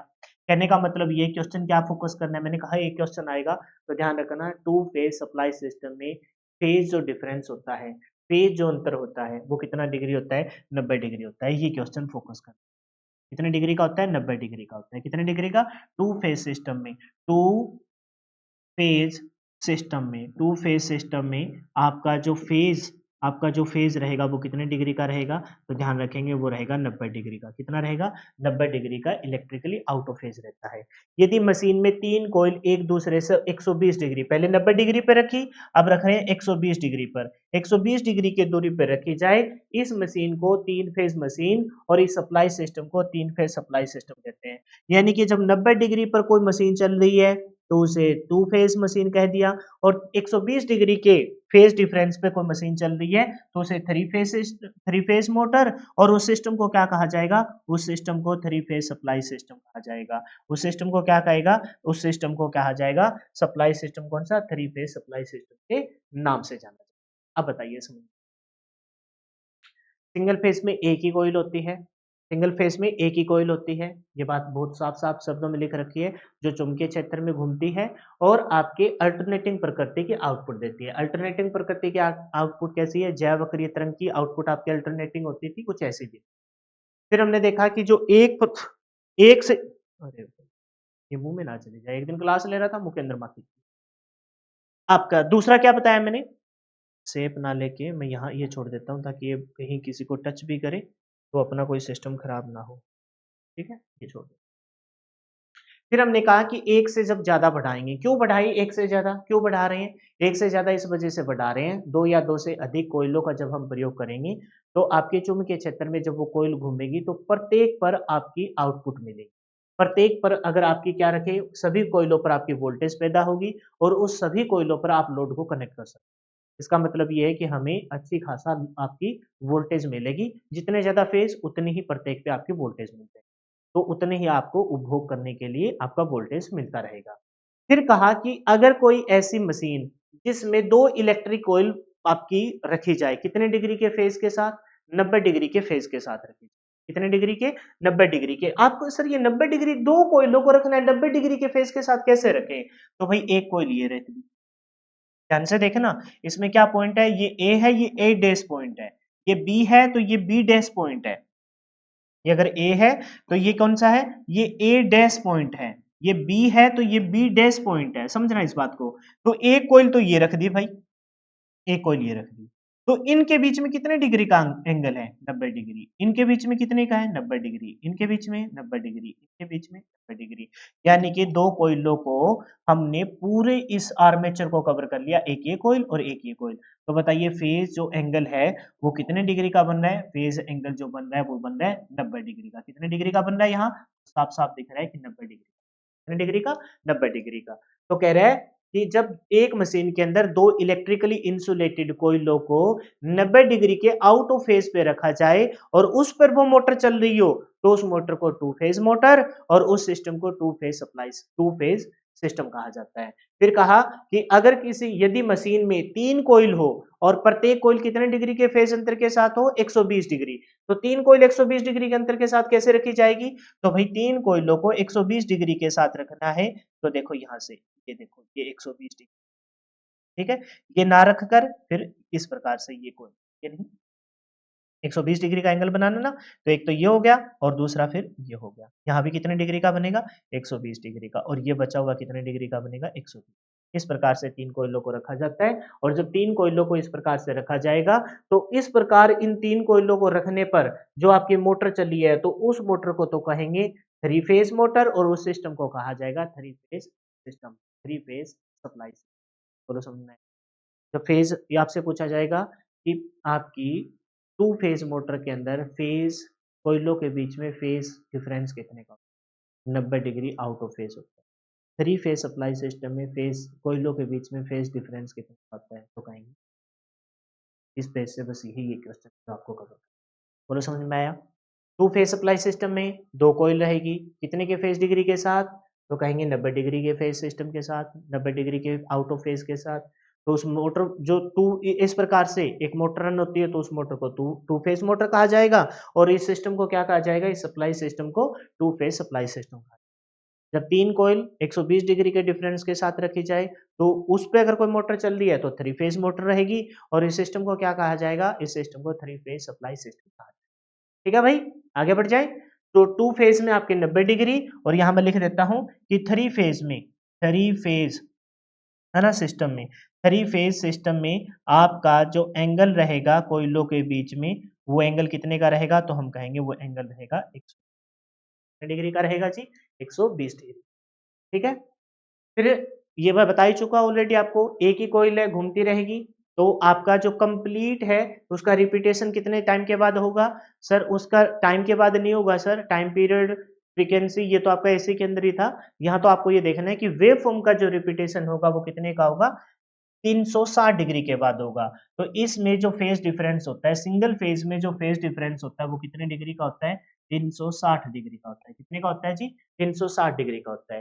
टू फेज में अभी बता के ही आया हूं, टू फेज में ऐसे एक कोयल और ये पूरी, ये मत सोचना कि ये 4 कोयल है, ये ऐसे कंप्लीट एक कोयल है, तो यहाँ जो फेज डिफरेंस बना वो कितने डिग्री का बन जाएगा, आपके टू फेज सिस्टम में फेज डिफरेंस है उस, यार ये ऐसे तो, अच्छा ऐसे चलता है, तो कितने का बन जाएगा, तो हमने देखा कि वो बन जाएगा सर 90 डिग्री का। फेज डिफरेंस कितने का बनेगा, 90 डिग्री का बनेगा। कितने का बनेगा जी, 90 डिग्री का बनेगा। ठीक उसी प्रकार से आपने देखा थ्री फेज सिस्टम में, थ्री फेज सिस्टम में जो आपका फेज कोयलों को जो रखा जाएगा थ्री फेज सिस्टम में, वो कितने डिग्री के डिफरेंस पे रखा जाएगा, फेज अंतर के साथ, 120 डिग्री के फेज अंतर के साथ रखा जाएगा। तो 0 से 120, 120 का डबल 240, 240 से फिर 120 जोड़ा तो 360, और यहाँ कितने पे, 90 पे रिपीट होगा। 90 के बाद किस पे आएगा, 90 के बाद आपका आएगा जी कितने पर, 90 के बाद किस पे आएगा, 90 के बाद आएगा 180, फिर 180 के बाद कितने पर आएगा, 180 डिग्री पर, फिर 90 का 90 दूनी 180, 90 तिया 270, 270 पे आएगा, और फिर किस पे आ जाएगा, 360 पर। तो इस प्रकार से ये चलता रहेगा। ये 90 हो गया, तो ये वाला कितना हो जाएगा, यहाँ ये वाला पॉइंट कितना हो जाएगा, ये हो जाएगा जी आपका 180, और ये वाला पॉइंट कितना हो जाएगा, ये हो जाएगा जी 270। लेकिन हमें इनके इतना डेप्थ में जाने की जरूरत नहीं है, बस टू फेज प्रणाली में बोलिए जरा कितना, टू फेज प्रणाली में कोयलों को कितने फेज के अंतर के साथ रखा जाता है? 90 डिग्री के आउट ऑफ फेज के साथ रखा जाता है। और थ्री फेज प्रणाली में कोयलों को कितने डिग्री फेज अंतर के साथ? 120 डिग्री के फेज अंतर के साथ रखा जाता है। क्लियर है भाई? और वो स्टार्टिंग में जो मैंने बताया था तो वो मैंने कोयलों से डिवाइड किया था, तो उससे मत सोच देना कि सर 360 को 2 से भाग करेंगे, 2 से भाग करेंगे तो 180 डिग्री का आ गया। नहीं, ये बात अलग थी और ये जो समझा रहा हूँ ये बात थोड़ी सी अलग है, ये बात थोड़ी सी अलग है। क्लियर है भाई? बोलो, कोई समस्या इसमें? मेरे ख्याल से तो कोई समस्या होनी नहीं चाहिए आपको। समझ में आ गया अच्छे से? बहुत बढ़िया। आगे बढ़ जाएँ। अब देख लेते हैं जी आपका टू फेज कला प्रणाली से रिलेटेड कौन सी बात है। बहुत ही सिंपल सा है, जितना बता दिया अब जस्ट इसको पढ़ के और वो क्वेश्चन जो मैंने बताया है कि ये बहुत ज़्यादा ऊष्मा पैदा करती है, इस वजह से इसका प्रयोग उसमें भट्टी में किया जाता है। इस वजह से इसका प्रयोग कहाँ किया जाता है? उसमें भट्टी में किया जाता है। पढ़ लीजिए, यदि 90 डिग्री विद्युत अंश पर स्थित 2 कोयलों को चुंबकीय क्षेत्र में घुमाया जाए, कितने डिग्री के? 90 डिग्री के आउट ऑफ फेज पे हमने रखी थी। विद्युतीय अंश पर स्थित 2 कोयलों को चुंबकीय क्षेत्र में घुमाया जाए, तब तब विद्युत चुंबकीय क्षेत्र के नियमों के अनुसार दोनों कुंडलियों में विद्युत वाहक बल प्रेरित होगा, और विद्युत वाहक बल प्रेरित होगा तो उससे हम किसको कनेक्ट कर सकते हैं? उससे हम आगे चलकर प्रत्येक पे वोल्टेज बन रही है, अच्छी खासी वोल्टेज बन रही है, तो प्रत्येक से हम लोड को कनेक्ट कर सकते हैं। कुंडलियों में प्रेरित विद्युत वाहक बल, जैसे ये दो कुंडली है, कुंडली ए और कुंडली बी, तो इसमें प्रेरित विद्युत वाहक बल को कैसे बोला जाएगा? कुंडली ए में है तो अच्छा, एक ध्यान रखना, वोल्टेज को हम V से डिनोट करते हैं। वोल्टेज को किससे डिनोट करते हैं? V से डिनोट करते हैं। लेकिन ध्यान रखना, किसी कुंडली में अगर वोल्टेज हो तो उसे हम E से डिनोट करेंगे। किससे डिनोट करेंगे? E से डिनोट करेंगे। हम जब ट्रांसफार्मर पढ़ेंगे, हम मोटर जब पढ़ेंगे, उसमें जो वोल्टेज होगा उसमें प्रेरित विद्युत वाहक बल, वोल्टेज तो होगा लेकिन वोल्टेज को अगर किसी स्रोत से ले रहे हैं, कोई बैटरी से ले रहे हैं तो उसे तो V से डिनोट किया जाता है। लेकिन इसके अलावा किसी स्रोत के अलावा जब आप कुंडली से, है ना, कोई जब पैदा करते हैं चुंबकीय क्षेत्र में, तो उस वाले वोल्टेज को हम किससे डिनोट करते हैं? उस वाले वोल्टेज को हम प्रेरित विद्युत वाहक बल को, इलेक्ट्रोमोटिव फोर्स को ई से डिनोट करते हैं। Electromotive force, EMF, electromotive force E से डिनोट करेंगे। तो कुंडलियों में, कुंडली ए में है तो ई क्या बन जाएगा? ई ए बन जाएगा, और बी में है तो ई बी बन जाएगा। के मध्य कितने डिग्री का कालांतर है? तो हम कहेंगे के मध्य 90 डिग्री का कालांतर है। कितने डिग्री का कालांतर है? 90 डिग्री का कालांतर है। ये कुंडली ए, ये कुंडली बी, इनके बीच में आप देख पा रहे हो 90 डिग्री का फेज डिफरेंस है। तो यहाँ भी देखिए आप कितने डिग्री का फेज डिफरेंस है, इसके और इसके बीच में 90 डिग्री का, इसके और इसके बीच में 90 डिग्री का। इस डायग्राम से हमें कोई मतलब नहीं है। इसमें आप लिखना चाहो तो एक साइड आप दिखा सकते हो कि वोल्टेज आपकी कौन सी है, ई ए है। दूसरी साइड जो वोल्टेज है उसको आप दिखा सकते हो कि ये ई बी है, और ई ए और ई बी के बीच में कितने डिग्री का कालांतर है? 90 डिग्री का कालांतर है। कितने डिग्री का कालांतर है? 90 डिग्री का कालांतर है। अच्छा, अब तुमको एक चीज और सिखाता हूं मैं, है ना। एक फॉर्मूला पूछा नहीं जाता, बस अपने को जस्ट पढ़ लेना है। अब एक बात बताओ, यहां से लेकर यहां तक अगर मैं रिजल्टेंट निकालूं तो ये क्या बनेगा? ये बनेगा जी, इन दोनों का रिजल्टेंट हमने मान लिया ई बना। इन दोनों का रिजल्टेंट क्या बना? ई बना। ई आर लिख लो, रिजल्टेंट को आर से लिखते हैं, ई आर लिख लो, या सिंपल इसे ई भी लिख सकते हो। ई आर भी रख सकते हो और सिंपल इसे क्या रख सकते हो? ई भी रख सकते हो। निकालने क्या वाले हैं? निकालने वाले हैं इन दोनों का रिजल्टेंट। क्या निकालने वाले हैं? रिजल्टेंट निकालने वाले हैं। अब तुमको एक बात मैंने बताई थी और अगले पेज पे लिख भी रखा है। क्या लिख रखा है? दोनों फेजों का विभव एक समान होगा, दोनों फेजों की आवृत्ति एक समान होगी, व दोनों फेजों के बीच 90 डिग्री का एक समान फेज अंतर भी होगा। यानी कि इन दोनों के बीच में फेज अंतर है वो समान है। तो हम क्या कह सकते हैं? ई ए दोनों के बीच में फेज अंतर समान है, और किसके बराबर मान लूं? ई बी के बराबर मान लूं, और इन सारों को किसके बराबर मान लूं? ई के ही बराबर मान लूं। मैंने फेज अंतर समान है तो इन सबको बराबर कर दिया। इन सबको क्या कर दिया भाई? बराबर कर दिया। आप कहोगे सर हमें ही नहीं आया समझ में कुछ भी। टेंशन मत लीजिए, लास्ट में रिजल्ट याद कर लेना जो थोड़ी देर में लिखूंगा। आप बताइए इस ट्रायंगल को अच्छे से देखिए। इस ट्रायंगल ट्रायंगल कहाँ है सर? ये इसको मैंने ये डॉट डॉट डॉट देखना जरा, क्या ये डॉट डॉट डॉट तुमको दिखाई दे रही है क्या? ये पीडीएफ में दिखाई देगी, अब थोड़ी कम ही दिखाई दे रही है। मैं इसको थोड़ा डार्क कर देता हूँ। ये जो डॉट डॉट दिखाई दे रही है तुमको, ठीक है, अब मैं ये डॉट डॉट बना रहा हूँ। ये जो डॉट डॉट है, ये कौन सी ट्रायंगल बन गई? सर ये राइट एंगल ट्रायंगल बन गई। कौन सी ट्रायंगल बन गई? राइट एंगल समकोण त्रिभुज बन गई। समकोण त्रिभुज में इसको हमने क्या मान लिया? ई आर रिजल्टेंट मान लिया। समकोण त्रिभुज में कर्ण का स्क्वायर, बोलिए जरा, कर्ण का स्क्वायर बराबर क्या होगा? आधार का स्क्वायर। आधार क्या है? ये वाली है ई ए, आधार का स्क्वायर, है ना। और दूसरी वाली कौन सी है, प्लस में लंब का स्क्वायर पढ़ा है ना, लंब कौन है, ई बी है। आप कहोगे सर हमें नहीं समझ में आ रहा, तो भाई परेशान मत होइए, मैंने क्या कहा था थोड़ी देर में, रिजल्ट याद कर लेना। यानी कि कर्ण की दो बराबर आधार की दो जमा लंब की दो, होता है कि नहीं होता, होता है। ठीक है, अच्छा ई ए बोलिए चाहे ई बी बोलिए, ये सब किसके बराबर है, ई के बराबर है। ई ए भी तो ई के बराबर है, ई बी भी तो ई के बराबर है, तो क्या इन सब की जगह मैं ई रख दूं, यानी कि रिजल्टेंट ई आर का स्क्वायर, ई आर का स्क्वायर बराबर किसके हो जाएगा, ई का भी, ई ए की जगह भी ई रखूं ई का स्क्वायर, ई बी की जगह भी ई रखूं यानी कि ई का स्क्वायर के बराबर हो जाएगा। ठीक है भाई, अच्छा रिजल्टेंट ई आर, दूसरा मार्कर दे रहा हूं ताकि ये कंफ्यूजन, या फिर एक काम करते हैं, यहाँ से इन दोनों को यहाँ से हटा के मैं इनकी वैल्यू को साइड में, ठीक है, यहाँ रख देता हूँ। ये क्या है जी, ये ई आर, ई ए थी, ये क्या है जी, ये ई बी है, और रिजल्ट निकाल रहे हैं। अब बताइए ई आर बराबर क्या बोलेंगे, ई आर बराबर, ई आर बराबर, बताइए ई स्क्वायर यानी 2 टाइम्स ई स्क्वायर, और ये जो स्क्वायर था वो स्क्वायर आके यहाँ क्या बन जाएगा, स्क्वायर रूट बन जाएगा, स्क्वायर था वो आके जाके क्या बन जाएगा, स्क्वायर रूट बन जाएगा। बताइए कोई समस्या क्या है इसमें समझने में, मेरे ख्याल से तो आनी नहीं चाहिए कोई समस्या, ये स्क्वायर था इधर, है ना, और वो जो इसका स्क्वायर है वो इधर जाके क्या बन जाएगा, स्क्वायर रूट बन जाएगा। अब कहोगे सर हमें नहीं समझ में आ रहा, तो भाई अब ये याद कर लेना, E R resultant, two phase में जो आपका रिजल्टेंट वोल्टेज होता है दोनों फेजों से, यानी कि दो फेज आपके पास, आपने दो व्यक्तियों को कमाने के लिए भेजा, ठीक है, सुबह कमाने के लिए भेजा, किसी ने मुनाफा कमाया किसी ने घाटा कमाया, शाम को आके अपनी कहानी सुनाने लगे, मैंने सुबह 100 रुपए कमाए, दोपहर पे आके 50 का नुकसान हो गया, फिर एक ग्राहक आया, उसने, आपने कहा यार तुम दोनों ये बता दो कि अब तुम मेरे को कितने रुपए देने वाले, मैंने तुम लोगों को 1000 रुपए दे के भेजा था, अब बताओ कमा के लेके आए हो, कमा के लेके आए हो तो जमा करा दो, नहीं कमा के लेके आए हो तो बता दो। उन्होंने कहा हमारे पास दोनों के पास 1400 रुपए, यानी कि 400 रुपए का रिजल्टेंट फायदा। समझ गया मेरी बात को, ये सारी कहानी कुछ नहीं देखनी, रिजल्टेंट दोनों पेजों का जो रिजल्टेंट होता है उसको निकालेंगे √2e से, √2e, क्योंकि ये स्क्वायर से ये स्क्वायर रूट क्या हो जाएगा, कैंसिल हो जाएगा, इस वैल्यू को तुम याद, ठीक है, ये याद कर। यदि 90 डिग्री के विद्युत अंशों के साथ, है ना, दो कुंडलियां रखी जाती है तो और चुंबकीय क्षेत्र में घूमती है, तो चुंबकीय प्रेरण के नियम के अनुसार प्रत्येक कुंडली पर क्या हो जाएगा, विभव पैदा हो जाएगा, विद्युत वाहक बल प्रेरित होगा, है ना, वो विद्युत वाहक बल है ना जो आपके 90 डिग्री के फेज अंतर पे कुंडलियों को रखने से पैदा हुआ है। 90 डिग्री पे रखा है तो उस सिस्टम को टू कला प्रणाली, टू फेज सिस्टम कहा जाता है, और इस टू फेज सिस्टम पर कोई मोटर चलती है तो उसे टू फेज मोटर कहते हैं।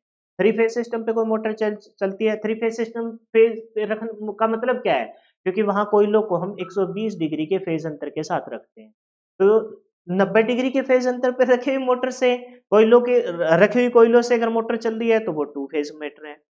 120 डिग्री के फेज अंतर पे रखी कोयलों से, अगर कोयल मतलब समझते हैं ना कुंडली से जिसमें से करंट का प्रवाह होगा, है ना, फेज से चल रही है तो उसे थ्री फेज मोटर कहेंगे, और जहां पर टू फेज मोटर चल रही हो तो वो टू फेज सिस्टम है, और जहां पर थ्री फेज मोटर चल रही है तो वहां थ्री फेज सिस्टम है, क्योंकि टू फेज पर अगर कोई मोटर चल रही है तो इसका मतलब मोटर की वाइंडिंग भी आपने टू फेज के अकॉर्डिंग कर रखी है। समझे मेरी बात को, भाई दो देसी भाषा बागड़ी भाषा में बताता हूँ, किसी के घर में शादी है, ठीक है? एक साइड महिलाओं का टेंट है, एक साइड जेंट्स का टेंट है, मतलब महिलाओं का खाना अलग से है, जेंट्स का खाना अलग से, बीच में पर्दा लगा रखा है, तो भाई एक साइड महिला खा रहे हैं एक साइड जेंट्स खा रहे हैं, तो गलती से एक पुरुष आदमी महिलाओं के टेंट में खाने के लिए चला गया, लोगों ने इक्का दुक्का ने देख के ऑब्जेक्शन उठाया, तो बोलता है कि भाई आदमियों का टेंट तो इस साइड है, वो महिलाओं में खा रहा है, और महिला ही है, समझ रहे हो कि वो जो खा रहा है वो महिला ही है, कि उसको नहीं दिख रहा अभी सारी महिला खा रही है और वो यहाँ खा रहा है तो इसका मतलब महिला ही है। कहने का मतलब ये है कि टू फेज पे अगर कोई मोटर चल रही है तो उसकी वाइंडिंग टू फेज के अकॉर्डिंग ही कर रखी है, अदरवाइज वो जल जाएगी, और 2 फेज के अलावा 3 फेज पे चल रही है, 3 फेज पे चल रही है, जहां पर कुंडलियों को 120 डिग्री के फेज अंतर पे रख रखा है, वहां पर कोई मोटर चल रही है तो उसकी वाइंडिंग 3 फेज के अकॉर्डिंग ही सेट कर रखी है और उस सिस्टम को हम 3 फेज सिस्टम कहते हैं, 3 फेज प्रणाली से। क्लियर होगी ये बात? तो 2 फेज से रिलेटेड मोस्ट इंपोर्टेंट क्वेश्चन कि यहाँ कुंडलियों को कितने फेज के साथ 90 डिग्री के आउट ऑफ फेज के साथ रखा जाता है। इसके अंदर जो रिजल्टेंट होता है दोनों कोयलों के अंदर, प्रेरित विद्युत वाहक बल कोयल ए के अंदर ई ए से, क्योंकि वोल्टेज को यहाँ ई से डिनोट करते हैं ई ए, और दूसरे के अंदर ई बी। इन दोनों का रिजल्ट मतलब दोनों आदमियों का मैंने एग्जांपल दिया कि क्या कमा के लेके आए, तो इनकी जो आउटपुट वोल्टेज रहेगी वो √2 ई रहेगी, √2 ई रहेगी, √2 ई रहेगी। बोलो क्लियर है क्या?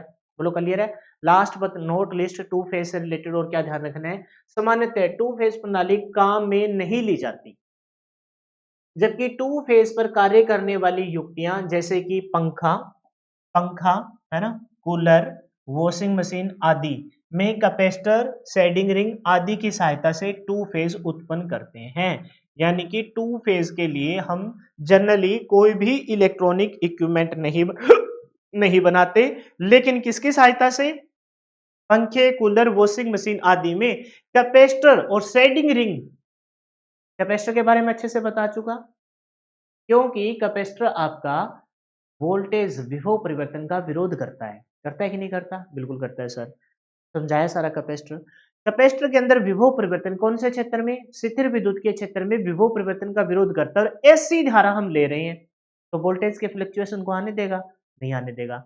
जिस फेज को आपको रोकना हो, 3 फेज चल रहे हैं, एक एक दो तीन, जिस फेज को रोकना हो उस पर कैपेसिटर लगा दो, वोल्टेज के फ्लक्चुएशन को नहीं आने देगा। 3 फेज से किसमें बना दोगे? 2 फेज में। समझ में आया कुछ? तभी मैं कहता हूं कि सारा सिलेबस मेरी तरफ से तो ना एक पर्टिकुलर ऑर्डर में करवाया जा रहा है, आप बीट को पकड़ पा रहे हो कि नहीं पकड़ पा रहे हो। अब अगर आपको कौन, मैंने कहा था रिवीजन रिवीजन रिवीजन मस्ट है। अब ये कैपेसिटर वाली बात अब मैं तुमको बताऊं तो तुम्हारे माइंड में क्लिक होना चाहिए कि कैपेसिटर में, हाँ सर ने बताया तो था कि कैपेसिटर है, यानी कि कैपेसिटर के अंदर क्या गुण है? ऊर्जा को संचित करता है, स्थिर विद्युत के क्षेत्र में जाके विभव परिवर्तन का विरोध करता है कि नहीं करता? यहाँ 3 फेज में हमने कहा, 2 फेज तो कोई सिस्टम होता ही नहीं, सारे के सारे इक्विपमेंट है जैसे पंखा, कूलर, वॉशिंग मशीन 3 फेज पे चलते हैं, क्योंकि घरों में क्या आती है? 3 फेज ही आती है। तो 3 फेज को 2, हम चाहते हैं कि 3 फेज को 2 फेज बनाना अपनी कोई मजबूरी हो गई, 2 फेज अपने सप्लाई आ रही है और हम चाहते हैं कि घरों में भी 2 फेज पे कोई, ये पंखा अपने को 2 फेज पे चलाना है, तो हम क्या करेंगे? 3 फेज है उसके अंदर, R Y B, red yellow blue, उसमें से एक फेज पे हम कैपेसिटर को लगा देंगे। कैपेसिटर क्या करता है? कैपेसिटर है स्थिर विद्युत के क्षेत्र में विभव परिवर्तन का विरोध करता है। इंडक्टर क्या करता है? चुंबकीय क्षेत्र में धारा परिवर्तन का विरोध करता है, बताया था मैंने। तो ये स्थिर विद्युत के क्षेत्र में विभव परिवर्तन, वोल्टेज की फ्लक्चुएशन आ रही है ना, ऐसी है, तो उसको रोक देगा तो वो 3 फेज से किस में बदल गया? 2 फेज में बदल गया। यही काम आपका शेडिंग रिंग, ये अब शेडिंग रिंग के बारे में नहीं पढ़ा, लेकिन ऑलमोस्ट यही होता है, ये ना कटर के तौर पर काम करती है शेडिंग रिंग। शेड को लगाते हैं ना, काट देते हैं, मतलब इन्वायरमेंट से शेडिंग कटर के तौर पर काम करती है, तो एक वेवफॉर्म को उड़ा देगी, तो उसकी सहायता से हम 2 फेज उत्पन्न कर सकते हैं।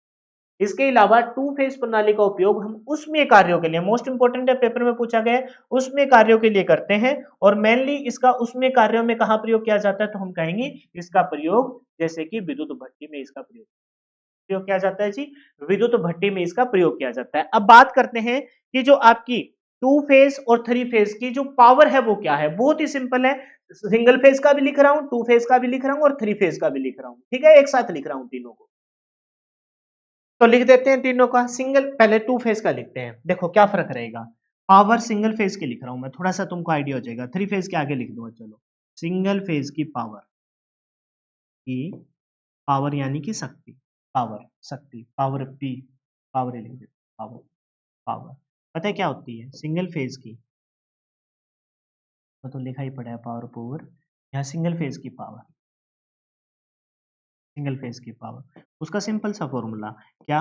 We I cos phi, cos phi. V क्या है बताने की जरूरत है क्या? कोई जरूरत नहीं है सर, वोल्टेज है, ठीक है, हमें पता है, इतना तो ज्ञान हो गया सर, कम से कम इतना तो ज्ञान हुआ 40-50 क्लास में। क्या है? वोल्टेज है, धारा है, और कोस थीटा या फाई, थीटा ना लेके फाई लेंगे तो फेज अंतर को बताया जाए, ये सिंगल फेज की पावर होगी। अब पता है जब टू फेज होगा तो √2 आ जाएगा, थ्री फेज होगा तो √3 आ जाएगा। जैसे टू फेज प्रणाली की पावर लिख रहा हूँ, पता है कैसे लिखूंगा? √2 क्या लिखा जाएगा? √2 है ना, वी आई कोस, और क्या आ जाएगा? फाई या थीटा, तो कहेंगे कोस फाई। और फाई ना लिख के अगर थीटा लिखो तो ध्यान रखेंगे तो फिर कहीं भी आपको फेज अंतर को फाई ना बता के थीटा बताना। थीटा लिख रहे हैं तो फेज अंतर को थीटा से रिप्रेजेंट करेंगे, और अगर फाई लिख रहे हैं तो फेज अंतर को हम फाई से रिप्रेजेंट करेंगे। ठीक है, तो सिंगल फेज की पावर वो वी आई कोस फाई है, और थ्री फेज में √3 वी आई कोस फाई हो जाएगा, टू फेज में √2 कोस फाई हो जाएगा। बोलो क्लियर है क्या? टू फेज प्रणाली के लिए आवश्यक शर्तें, ये टू फेज प्रणाली के लिए आवश्यक शर्तें हैं, साथ में ये पॉलीफेज सिस्टम की और थ्री फेज सब के लिए यही शर्तें हैं। क्या है? दोनों फेजों का विभव एक समान हो, दोनों फेजों का विभव एक समान हो, यही बात हमने स्टार्टिंग में पहले पेज पे पढ़ी थी। दोनों फेजों की आवर्ती एक समान हो, और दोनों फेजों के बीच में, वहां लिख रखा था, मैंने कहा था कि तुमको बताऊंगा मैं, धैर्य रखना, दोनों फेजों के बीच में निश्चित कालांतर हो। तो फेजों के बीच में दो कोयलों को हम टू फेज प्रणाली में कितने डिग्री के कालांतर पे रखते हैं? 90 डिग्री के आउट ऑफ कालांतर के साथ, आउट ऑफ फेज के साथ। तो कितने डिग्री की? दोनों फेजों के बीच 90 डिग्री का एक समान का फेज अंतर हो, 90 डिग्री का एक समान का क्या होना चाहिए? फेज अंतर हो। तो ऐसी प्रणाली को हम क्या कहेंगे? ऐसी प्रणाली को हम क्या कहेंगे? टू फेज प्रणाली कहेंगे, और वहां पर ये आवश्यक शर्तें पूरी हो जाएगी। क्या हो जाएगी जी? आवश्यक शर्तें पूरी हो जाएगी। बोलो समझ में आया क्या? है कोई ऐसी चीज जो तुमको टू फेज में ना समझ में आई हो? मोटा मोटा अब तुमको लगेगा सर इतनी इतनी बात क्यों बताई, सीधा सीधा ही बता देते हैं क्या, कि टू फेज में कोयलों को फेज अंतर के, पहले तो ये बात बताते हैं कि सर सिंगल फेज है तो सिंगल कोयल होगी, एक कोयल एक न्यूट्रल होगा। फिर सर टू फेज है तो दो दो कोयल होगी, एक न्यूट्रल हो जाएगा। तीन फेज है सर, तीन कोयल होगी, एक न्यूट्रल हो जाएगा। ठीक है सर, सिंगल फेज में हमारी जो एक ही कोयल है वो चुंबकीय क्षेत्र में घूमेगी, और अल्टरनेटिंग प्रकार की साइनसोइडल वेव प्रकार की आपकी वेव फॉर्म देगी। फिर सर हमने देखा कि सिंगल फेज की पावर इतनी अच्छे से नहीं होती, इस वजह से हम दो या दो से अधिक कोयलों को रखेंगे, प्रत्येक कोयल पे वोल्टेज पैदा होगी, तो अच्छी खासी वोल्टेज पैदा होगी, तो अच्छा खासा लोड कनेक्ट किया जा सकता है। फिर माइंड में आया चलो टू फेज बनाते हैं। टू फेज में हम क्या करेंगे सर? इलेक्ट्रिकली इंसुलेटेड कोयलों को, जिनको इंसुलेशन से अच्छे से कवर कर रखा है, उनको हम किसी चुंबकीय क्षेत्र में 90 डिग्री के फेज अंतर के साथ रख देंगे। 90 डिग्री के एक सीधी कोयल, एक ऐसे 90 डिग्री के फेज अंतर के साथ रख देंगे, और इस पर अगर इसको इन कोयलों पर अगर कोई मोटर चल रही हो तो उसे टू फेज मोटर, और इस पर अगर पूरा सिस्टम अगर अच्छे से रन हो रहा है तो इस सिस्टम को टू फेज सिस्टम कहा। फिर अगर सर हम इलेक्ट्रिकली इंसुलेटेड कोयलों को अगर 120 डिग्री के फेज अंतर के साथ रखते हैं, और उस पर अगर मोटर कोई चल जाए तो वो थ्री फेज मोटर है, और वो सिस्टम पूरा अच्छे से रन कर रहा है तो थ्री फेज सिस्टम का। ये बात सीधे बता दो भाई, ये सीधी बात आपको अब समझ, ये स्टार्टिंग में लग रही थी, स्टार्टिंग में तो बहुत सारे बच्चों को ये लगा था आज ऊपर से जाएगा, अब नहीं जाएगा, अब नहीं जाएगा। टू फेज में सिंगल टू फेज होता ही नहीं, यूज ही नहीं करते, लेकिन पंखा कूलर वॉशिंग मशीन है उसमें हम थ्री फेज को टू फेज बनाने के लिए कैपेसिटर और एक क्या लगाते हैं? सेडिंग रिंग लगा देते हैं, टू फेज में आ जाएगा। टू फेज के अलावा कहाँ प्रयोग करते हैं? उसमें कार्यों में, जैसे आपकी उद्योग विद्युत भट्टी। टू फेज का पावर फैक्टर क्या है? सिंगल फेज का याद रखो, V I cos phi, V I cos phi. Two phase का √2 वी आई कोस पाई, और थ्री का √3 वी आई कोस पाई। क्या आपका पावर फैक्टर बन जाएगा? आवश्यक शर्त क्या है? सबकी यही है, फेज समान हो, विभव, फेज मतलब समझते हो ना, फेज अंतर, स्टार्टिंग में बोला विभव समान हो, फ्रीक्वेंसी समान हो, और कालांतर 90 डिग्री का, यानी कि फेज अंतर सबके बीच क्या हो? समान हो। थ्री फेज प्रणाली देखिए, कह रहे हैं कि थ्री फेज सिस्टम में, थ्री फेज कला प्रणाली में हमको क्या फोकस करना है? हम कितने डिग्री पे रखेंगे? 120 डिग्री के, सारा कुछ पढ़ ही चुके हैं। यदि 120 डिग्री विद्युत अंश पर तीनों कुंडलियों को चुंबकीय क्षेत्र में घुमाया जाए, तब प्रत्येक चुंबकीय, है ना, तब विद्युत चुंबकीय प्रेरण के नियम के अनुसार तीनों कुंडलियों में विद्युत भाग बल प्रेरित हो जाएगा। कुंडलियों में प्रेरित विद्युत भाग बल मतलब तीन कुंडलियां है, कौन कौन सी है? Red, yellow, blue. तो पहली में जो पैदा होगा वो ई आर होगा, दूसरे में जो पैदा होगा वो ई वाई होगा, और तीसरी में जो पैदा होगा वो क्या होगा? रेड, येलो और ब्लू। तीसरी में जो पैदा होगा वो ई बी होगा, ई बी लिखना। कैसा पैदा होगा? ई बी, ब्लू पैदा होगा।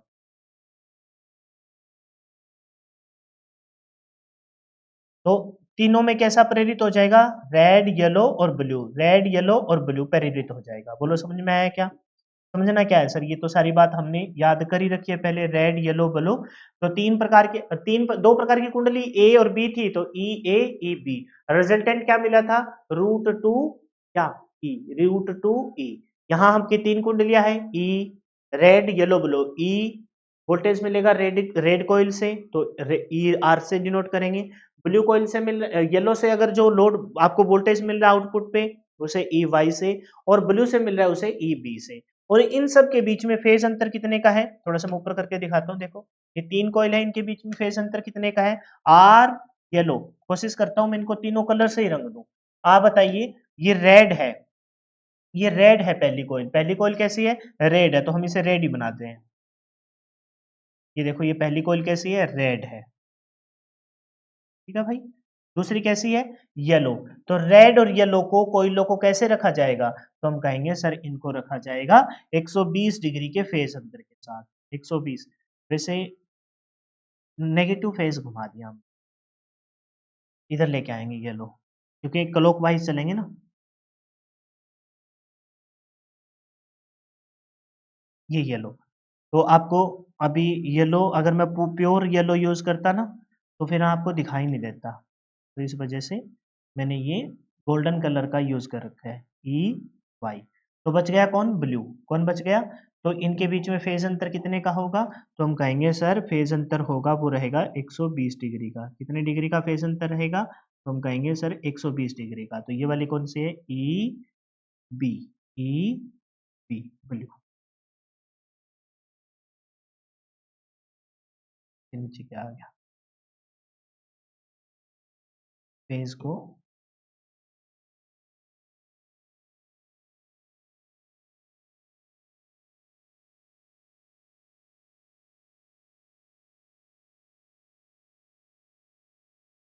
ये लीजिए। बताइए कितने डिग्री का है, तो हम कहेंगे सर 120 डिग्री का। कितने का, यहाँ 120 डिग्री का। यहाँ बताइए कितने डिग्री का है, तो हम कहेंगे सर 120 डिग्री।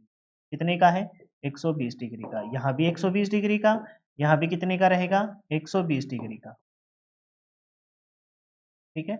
यहाँ कितने का है, तो हम कहेंगे सर इन दोनों के बीच में जो फेज डिफरेंस रहेगा वो भी कितने डिग्री का रहेगा, 120 डिग्री। बोलो यही है। तो तीनों को कुंडलियों को प्रेरित प्रेरित विद्युत भाग बल चुंबकीय क्षेत्र में रखने पर ई आर ई वाई और ई बी के मध्य 120 डिग्री का कालांतर होगा। तो मैंने बता दिया, रेड और येलो के बीच में 120, येलो और ब्लू के बीच में 120, और ब्लू और रेड के बीच में भी कितने का रहेगा फेज अंतर, 120 डिग्री का रहेगा। बाकायदा आप देख सकते हो वेवफॉर्म 120। ये पेपर में कोई बनाना आएगा नहीं, फेज अंतर कितने का है। तीनों कोयलों को किस प्रकार से रखें कि थ्री फेज मोटर चल जाए, तो 120 डिग्री के फेज अंतर। कितने डिग्री के फेज अंतर पे रखो, 120 डिग्री के फेज अंतर पे रखो। थ्री फेज प्रणाली में वाइंडिंग्स एक ही आर्मेचर में एक दूसरे से समान विद्युत अंश के कोण पर व्यवस्थित होती है। और समान विद्युत अंश का कोण कितना है, एक पे होती है, क्योंकि अलग अलग हम लेके आएंगे तो फिर बताइए कहां से हम इतना, छोटी सी तो मोटर होती है, छोटी सी आपकी जगह होती है। तो थ्री फेज प्रणाली में वाइंडिंग एक ही आर्मेचर होता है।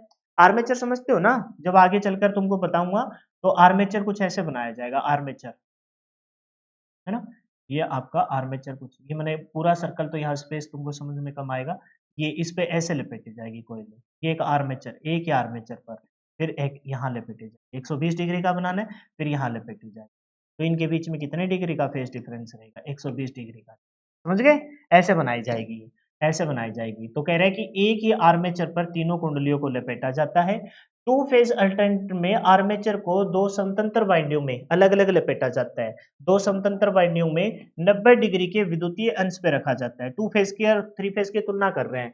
तथा थ्री फेज के लिए अल्टरनेटर में तीन समतंत्र कोयल आर्मेचर पर 120 डिग्री के विद्युतीय अंश पे, तीन समतंत्र कोयल, आर्मेचर एक ही है लेकिन कोयल कितनी है, तीन है। ये मत सोचना कि सर आपकी मतलब आर्मेचर तो एक ही था तो कोयल ही एक, अरे कोयल तो तीन ही है ना। कोयल तीन नहीं होगी तो R Y red yellow blue कहां से बनाओगे। तीन स्वतंत्र कोयल है और किस पे रखी जाएगी, एक ही आर्मेचर पर अलग अलग। आर्मेचर वो एक ही होता है। बनाऊं क्या पूरा, कोई नहीं, मैं जब आगे आएगा तब सब कुछ दिखाई देगा ही तुमको, आगे यही तो पढ़ना है मोटर के अंदर के। तो टू फेज अल्टरनेटर में आर्मेचर में दो स्वतंत्र वाइंडिंग एक दूसरे के 90 डिग्री के विद्युतीय अंश पर होती है। और तथा 3 फेज कलीय अल्टरनेटर में 3 स्वतंत्र वाइंडिंग आर्मेचर पर 120 डिग्री के विद्युतीय अंश पर व्यवस्थित होती है। तीन कला, ये दोनों ही क्वेश्चन मोस्ट इंपोर्टेंट है। तीन कलीय प्रणाली में 3 फेजों में रेड, येलो और ब्लू से जाना जाता है। रेड, येलो, ब्लू से जानते हैं। तीनों कुंडलियों में प्रेरित विद्युत वाहक बल को हम किससे डिनोट करेंगे? हम ई आर से। रेड, येलो और ई ब्लू, रेड, येलो और ब्लू से हम इसे इंडिकेट करेंगे। रेड, येलो और ब्लू परस्पर 120 डिग्री, परस्पर कितने डिग्री? 120 डिग्री के कालांतर पर होते हैं। 120 डिग्री के कालांतर पर होते हैं। तो रेड, येलो के बीच में बताइए फेज अंतर कितने का है? 120 डिग्री। येलो, ब्लू के बीच में फेज अंतर 120 डिग्री। ब्लू और रेड के बीच में फेज अंतर 120 डिग्री। अब तुमको एक बहुत अच्छी बात बताता हूँ, पेपर में बड़ा कंफ्यूज करते हैं। तुमको ये ऑर्डर याद हो गया? रेड के बाद क्या आता है? येलो, और येलो के बाद क्या आता है? ब्लू। ये ऑर्डर याद हो गया?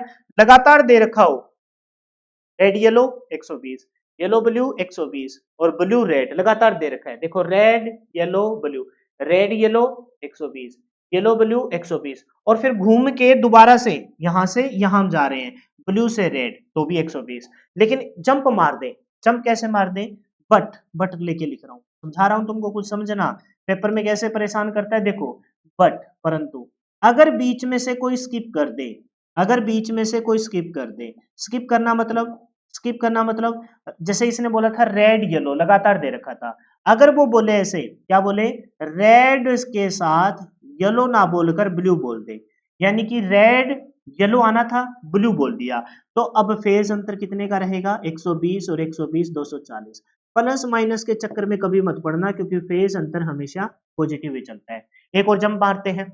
आपको पता है कि येलो के बाद क्या आना चाहिए था? येलो के बाद सर ब्लू आना चाहिए था। येलो के बाद क्या आना चाहिए था? ब्लू आना चाहिए था। आप जब देखो, यहां देखो, ये है जी रेड, रेड के साथ येलो नहीं आया, तो येलो से रेड से किधर चले गए? ब्लू। तो यहां पर फेज अंतर कितने का होगा? 120 और 120 240। लेकिन अगर नेगेटिव में दिखाना चाहो, क्योंकि हम तो क्लॉकवाइज चलते हैं, क्लॉकवाइज चलते हैं, तो क्लॉकवाइज जब चलेंगे तो 120 120 120 दिखाया जाएगा। लेकिन हम अगर एंटी क्लॉकवाइज चलेंगे, और एक मिनट रुक जाए भैया, भैया एक मिनट रुक जाइए, थोड़ी सी अभी एक ब्लंडर हो जाता है बहुत बड़ा, क्योंकि हम किस क्वाड्रेंट की तरफ चल रहे हैं एक बार वो आपको शो करना जरूरी है। ठीक है, तो मैं क्या क्या ब्लंडर हो जाता, अभी तुम इस बात का जरूर ध्यान रखना कि तुम इस प्रकार से ही चलोगे, क्लॉकवाइज चलोगे। इस साइड से चलोगे तो माइनस के सेंस में रिप्रेजेंट करना पड़ेगा, समझे ना मेरी बात को? तो रेड से चले आप, येलो, येलो से ब्लू 120 डिग्री का। हालांकि ये इन फेज और आउट फेज में आपको सिखाऊंगा, अगली क्लास में यही बताऊंगा मैं आपको, फिर वहां और अच्छे से क्लियर करूंगा। ये समझ में आ गया? लगातार हो तो 120 120 120, लेकिन अगर बीच में से 100 छोड़ दे तो आपको ध्यान रखना है 120 और 120 कितना हो जाएगा? 240 हो जाएगा।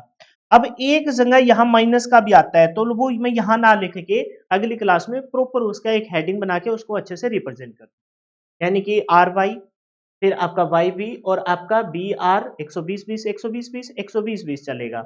लेकिन अगर बीच में से रेड येलो सीधा ब्लू आ गया तो 240 240। अब आप ये कहोगे कि सर यहां से पकड़कर और यहां हम आए, तो भी अगर आप येलो से ब्लू ना बोलकर येलो से डायरेक्ट आप क्या बोल दो? रेड, यानी कि आर वाई बी, येलो से ब्लू ना जाकर आप एक और आगे कदम चले जाओ तो 120 और 120 कितना हो जाएगा? 240। बस ये बात ध्यान रखनी। फिर बीच में से एक छोड़ो तो 120 और 120 क्या हो जाएगा? 240। आप ये मत सोचना इनको माइनस कर रहा हूं, मैं बोल रहा हूं रेड से येलो, येलो से ब्लू, लगातार ब्लू से रेड, फिर यहां हमने देखा रेड से ब्लू, रेड से येलो ना जाके डायरेक्ट ब्लू पे गया तो 240। एक और लिख देता हूं तुमको, थोड़ा सा और तसल्ली हो जाए। जैसे येलो से आप बताइए, येलो से ये दिखाई नहीं देगा, येलो से आप कहां जाओगे? सर येलो से, अरे साइड यही है, आप बताइए येलो से किस पे जाते? येलो से जाते सर हम ब्लू पर, ब्लू पे ना जाके डायरेक्ट किस पे चला गया? रेड पे चला गया। किस पे चला गया? यानी कि अब इस डायग्राम में देखो, येलो से आप ब्लू पे जाते, वो कह रहा है कि येलो से आप रेड पे जाओ तो 120 और 120 कितना हो जाएगा? 240 हो जाएगा। अब बच्चे ना इसे रटने लग जाते हैं, इसे रटने लग जाते हैं। रटना नहीं है ये कॉन्सेप्ट ही तो है ना, ये कॉन्सेप्ट ही तो है ना फेज का, और कोई नई बात थोड़ी ना है। तो बताइए थ्री फेज का सारा कॉन्सेप्ट क्लियर हुआ? कोई ऐसी चीज जो तुमको ना समझ में आई हो? लास्ट एक वोल्टेज और फिर पहले नीचे वाला निपटा लेते हैं। थ्री फेज प्रणाली, टू फेज का तो सिर्फ उसमें भट्टी में प्रयोग करते हैं जहां पर बहुत ज्यादा उष्मा की जरूरत होती है। थ्री फेज प्रणाली हर जगह उच्च शक्ति कार्य के लिए क्या बोलेंगे, उच्च शक्ति कार्य के लिए हम प्रयोग करते हैं, जैसे मोटर, जनरेटर, ट्रांसफार्मर इत्यादि। Motor, generator, transformer.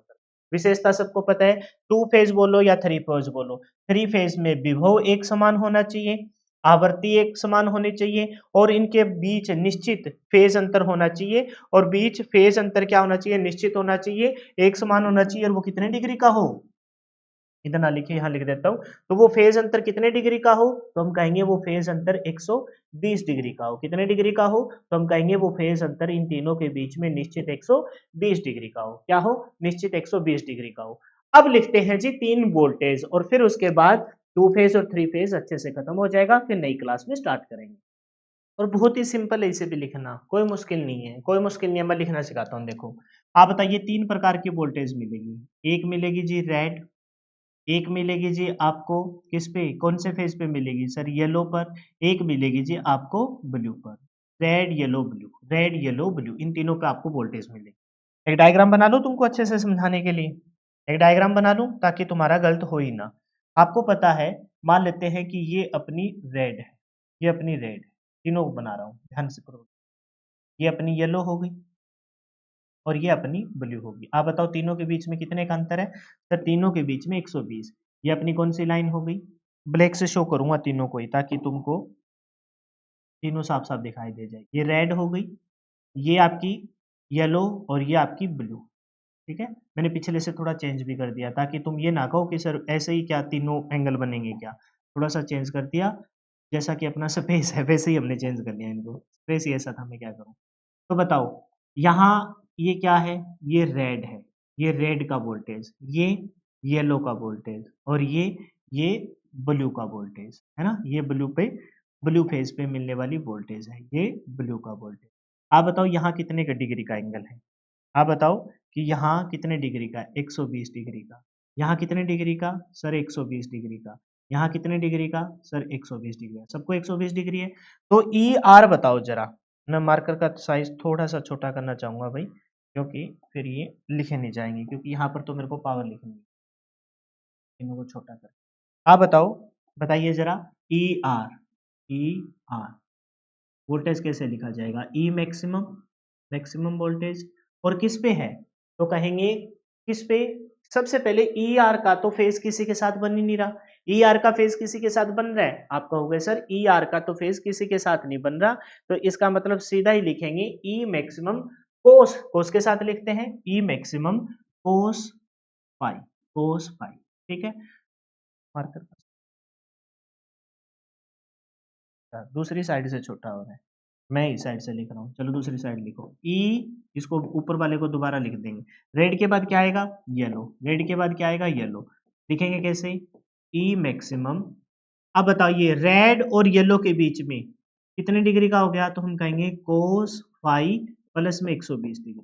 कितनी डिग्री आगे बढ़ गई, 120 डिग्री आगे बढ़ गई। बताइए समझ में आया क्या, समझ में तो आ गया। तो भी यहाँ से आगे बनाऊंगा इसको। तीसरा लिखो, तीसरा लिखो जरा, तो हम क्या कहेंगे, ई रेड येलो ब्लू, ब्लू को कैसे लिखा जाएगा, तो हम कहेंगे ई मैक्सिमम कोस, ये यहां बना रहा हूं उसको,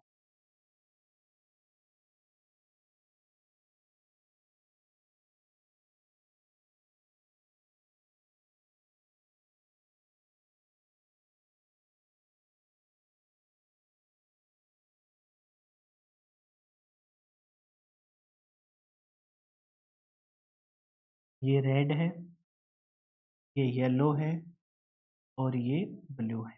कितने डिग्री का रहेगा, 120, 120 और 120। आप बताइए रेड से येलो, ये रेड का तो कोई एंगल फेज अंतर है ही नहीं, फाई आ गया। रेड से येलो जाएंगे तो कितना आएगा, 120 डिग्री। कितना आगे बढ़ना पड़ेगा, 120 डिग्री। येलो से ब्लू जाएंगे तो फिर से 120 डिग्री। अब बताइए रेड से येलो 120, ये रेड से ब्लू की तरफ जा रहे हैं, तो रेड से ब्लू की तरफ 120 और 120 240, तो क्या कहेंगे, पाई प्लस में 120 और 120 240 डिग्री। बस ये तुमको सिखाना, और कुछ नहीं है इसमें। और दम ही नहीं था इसमें, दम निकल गया था इसका, है ना, और दम निकल गया था। बस तुमको ये बात सीखनी थी, अगर ये तुमने सीख ली ना तो अब पेपर में तुम्हारा सिंगल क्वेश्चन भी थ्री फेज से गलत नहीं होने वाला इस कॉन्सेप्ट। फिर से सुनिए, उसको थोड़ा छोटा करूँ या सही है? ई आर रेड वाले में कोई फेज नहीं है, बस इसी वायर से आपको आउटपुट लेनी है, तो हम क्या कहेंगे ई एम कोस फाइव। फिर रेड से येलो कितने डिग्री का अंतर है? 20, तो 5 प्लस में 120 डिग्री, ठीक है। फिर रेड से ब्लू पे जा रहे हैं तो 120 और 120, तो हम क्या कहेंगे 5 प्लस में 240। अच्छा उल्टा चलेंगे ना, उल्टा अगर रेड से तुम ब्लू की तरफ जा रहे हो, रेड से ब्लू की तरफ जा रहे हो, तो फिर ये 5 माइनस में 120 लिखना पड़ेगा, लेकिन ये कभी आपके पूछा नहीं जाता। लास्ट बट नॉट लिस्ट, एक लास्ट बात देखते हैं, तो वो उसमें क्या रहेगा, पावर, तीनों की पावर एक साथ लिख रहा हूँ, तीनों की पावर, सिंगल फेज की भी लिखूंगा, टू फेज की भी लिखूंगा और थ्री फेज की भी लिखूंगा, तीनों की पावर एक साथ लिख देते हैं ताकि याद भी हो जाए और फिर कंफ्यूजन नाम की कोई चीज ना रहे। सिंगल फेज की लिख रहे हैं, सिंगल फेज की पावर, बताइए सिंगल फेज की, V I cos phi, V I power का फॉर्मूला क्या है, V I cos phi. Two phase की बताइए, अभी करके ही आए थे सर, टू फेज में हम देखते हैं क्या, रूट टू आ जाएगा और साथ में आएगा root two V I cos phi, root two V I cos phi, phi मतलब थीटा एंगल से हम बोल सकते हैं। और थ्री फेज की, थ्री फेज में क्या रहेगा, रूट तीन, बोलिए, वी आई कोस फाई रहेगी। और ये क्या है जी, ये है जी आपके सिंगल फेज, टू फेज और थ्री फेज की पावर, क्या है जी, पावर। और अब हम बाकी पढ़ेंगे नेक्स्ट क्लास। ये थोड़ा सा चैप्टर उन बच्चों के लिए बिल, ये देखो थोड़ा सा आपको लगेगा कि भाई यार बोरिंग सा हो रहे हैं चैप्टर में, लेकिन सच बताऊं कि ये चैप्टर है ना, हमने बिल्कुल भी इंटरेस्ट लेके नहीं पढ़ा होता। जब हम आईटीआई पॉलिटेक और बीटेक कर रहे होते हैं, बिल्कुल भी इंटरेस्ट नहीं होता, मेरे को भी पता है और आपको भी पता है। ये है जी power, power single phase, two phase और थ्री पावर, ठीक है। बिल्कुल भी इंटरेस्ट लेके नहीं पढ़ते, क्यों? क्योंकि हमें लगता है कि भाई यार ये कहाँ अपने रूटीन की लाइफ में पढ़ी होगा, कोई इंटरेस्ट। लेकिन यहाँ हमने थोड़ा सा इंटरेस्ट बनाया है, क्वेश्चनों को कवर किया है। अब अगर आप इस वीडियो के जस्ट बाद पीडीएफ को पढ़ते हो तो आपको ये सारा का सारा आपके माइंड में सेट, टू फेज की क्या क्वेश्चन हो सकते हैं, तीन चार थ्री फेज के क्या क्वेश्चन हो सकते हैं, फेज डिफरेंस क्या होता है, ये सारी बातें आपको अच्छे से याद मिलेगी। फिलहाल के लिए इतना ही। जय हिंद, जय भारत, मिलते हैं नेक्स्ट वीडियो में। Bye bye, take care, wish you all the best for your upcoming exam. और जो बच्चा फाउंडेशन बैच करना चाहता है तो इलेक्ट्रीशियन थ्योरी के फाउंडेशन बैच में इनरोल कर सकता है मात्र ₹499 में। उसके लिए आप हमारी ऐप पे जाइए Veer call. Bye bye, take care.